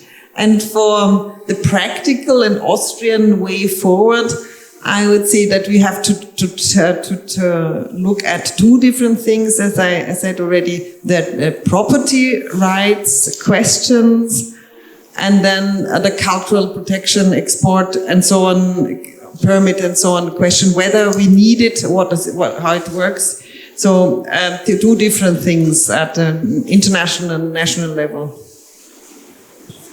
I would completely agree with Irma. But no, the multilateral approach I would very much like, of course. And then I would say be practical. If you have a forum to start this up, you might add best practices, laws that you think that might be applicable everywhere. Everywhere, I mean in countries where you have representatives. And I would also like to add that not all dealers are dirty money dealers. I think there's also there's also a possibility to, if you try to sum up best practices and very simple, only the things that you would give to somebody who would like to make a law in Belgium, for example, or approach the ministry or a politician. That could help to have one pager with the best practices. And you could add a page with the best practices of dealers, because there are dealers, of course, who get locked up sometimes. You've got dealers who work perfectly well with states and with musea, and that might also be mentioned as a best practice. And then you can work towards what I just said earlier, some legislation where all stakeholders are satisfied. That would be best, I think. Yeah, to start with, there is bad and good dealer. This is obvious. What I wanted to say, just to clarify the things, the Meteoritical Society, last year I organized a meeting in the framework of the Meteoritical Society to collect all this information. It was the next 40 slides on my presentation that I did not went through. We already did that, collecting the information from each country and putting together best practice. We even did it with the meteorite dealer. We invited a meteorite dealer, and he made a survey with all the dealers to know what they would like or they would not like. And we had some kind of conclusion and best practice. But what is next? This is the problem. So what I would like is something easy, working. Because a lot of the law, if they are too complicated, they do not work. Yeah? And it should be specific for country. Because Algeria, for example, there is some laws that work very well in Australia or in Canada. But to go out of Australia is quite difficult. You know, in many countries, the border is not defined properly. This is a problem in many countries. But it's also that they are porous, or the people that make the laws, they are into the business. This is also something. It's why it's not that simple case, I would say. Yeah. Perhaps to add, I mean, if you have already this collection, which is great, perhaps you can try to structure it and bring it to a level where it is like a resolution or recommendation of the society, but then perhaps even put forward to another international organization, even, I don't know, to the United Nations as an NGO paper. So perhaps, drawing conclusions out, it would be like there is a recommendations on national space legislation in the United Nations. So there are some, elements of consideration, like 7-8 points, not too long. And this was quite helpful. Also for Austria, actually. Yeah, we did our law in exactly like along line, these guidelines and recommendations. I'm just kind of wondering, after what you just said, if it wouldn't be a good starting point to start actually at Corpus and see, kind of work your way downwards. Bring a expert. Don't wait until... No, but I mean, use that body, because that is a big international body that deals with space law and things like that, and that could be an extension because it is multinational, and maybe that has more. Maybe, I don't know. It's just a thought. Anyway, I was going to ask now if there's any kind of questions from the audience that the panel could deal with. So yes, Mr. Bookman. Thank you for the interesting discussion. The concept of multilateralism was mentioned explicitly and also implicitly before, and I was asking myself if not the added value for science could be a driver for pushing multilateralism to convince policymakers that we need law that ensures that this added value for science could be preserved?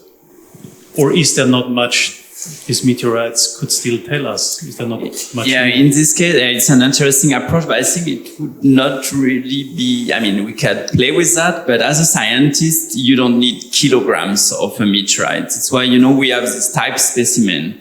That's why this is already working quite well. I would say it's why I don't think the scientific approach in this case would work, because with the current system for a meteorite to be recognized as a meteorite, there is a need of a certain mass, a few tenths of gram, to be in an official institution.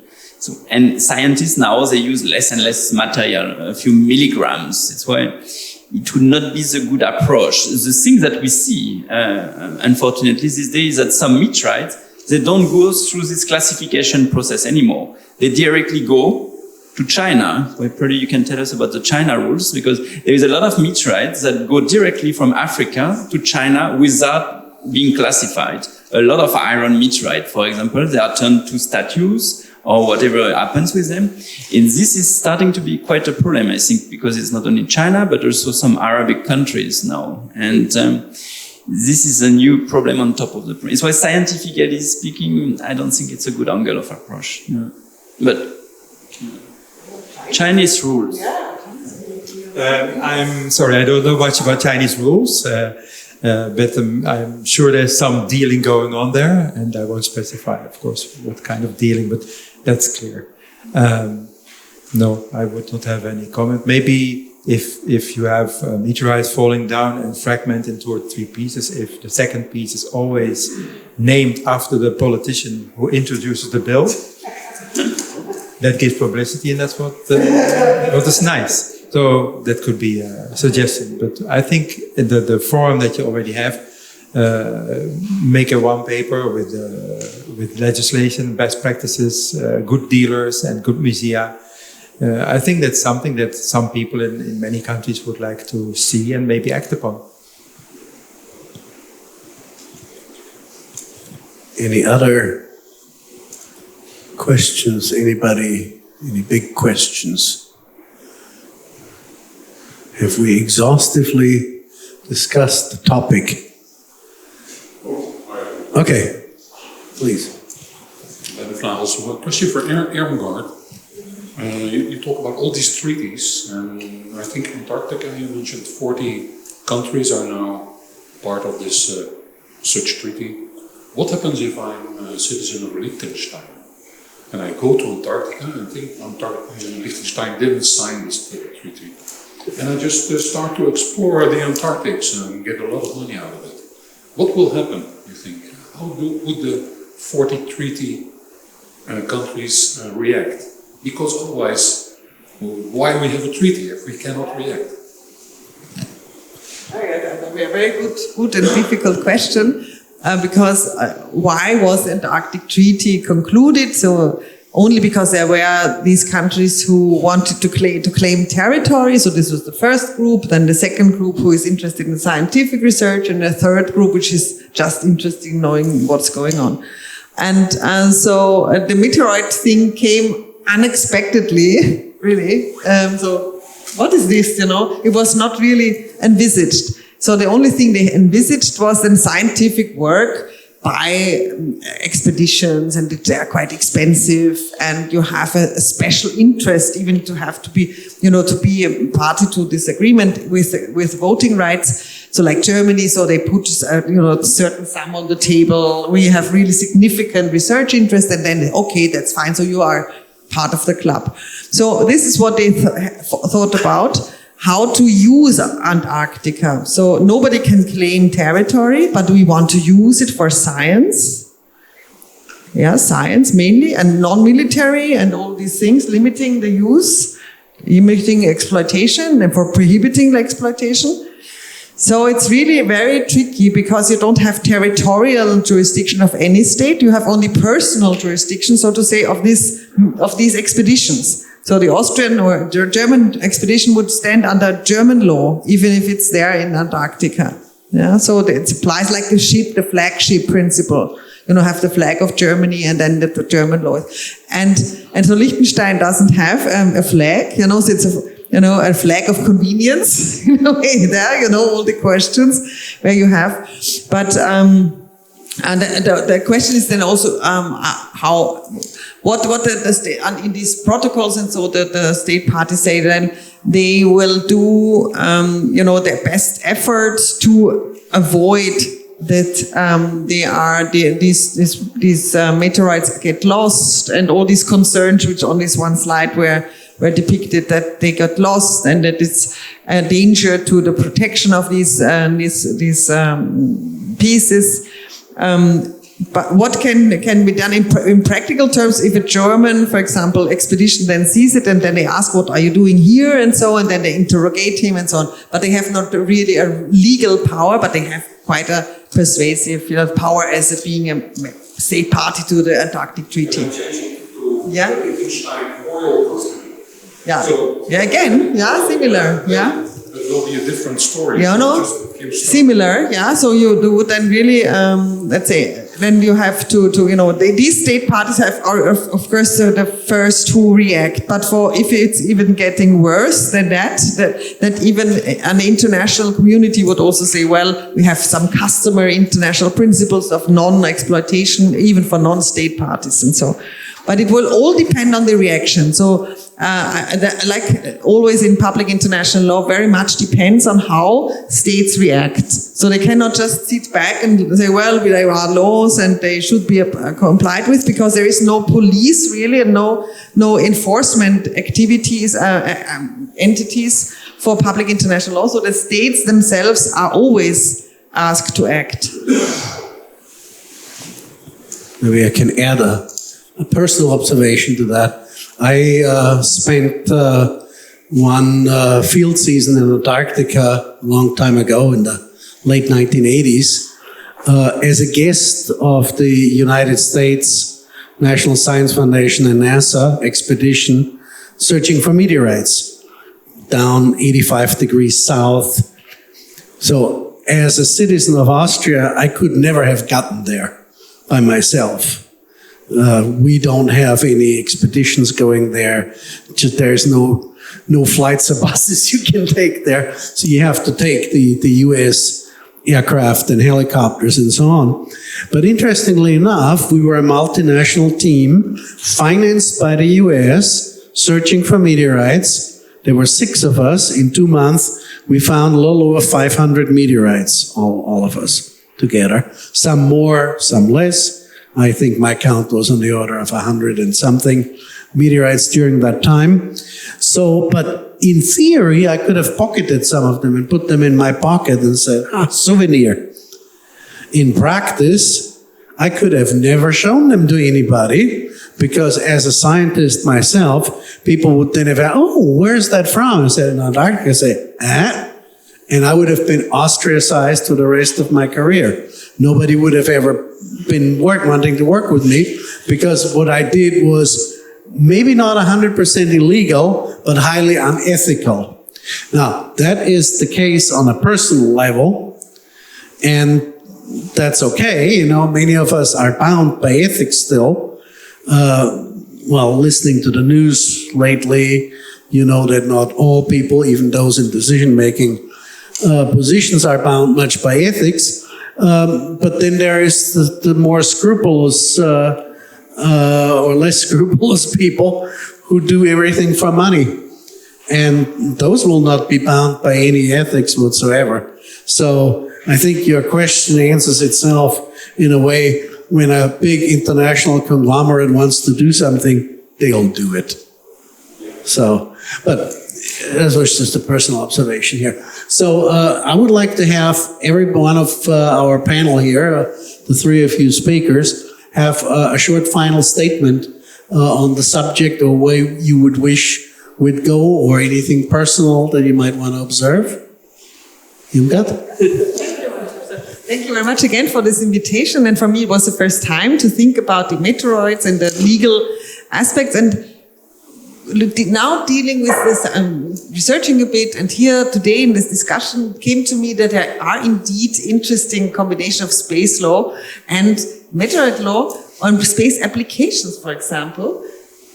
Have you considered, that space applications can help you find the meteorites easier? I mean, this is an interesting thing, that if you have the quality and you see it and you spot it, and then you have some of these thousands of satellites which are currently launched, they observe the piece and then define, and you don't have to send out hundreds of students to find the meteorites, but you can perhaps have a technical application to spot them on the ground. This is really interesting to me. And the second, what you just mentioned, Christian, why not trying to find this and using this multilateral forum of UN Corpus to bring this up, to discuss, even if it's perhaps not, we have not thought about it, that it would be covered by the scope.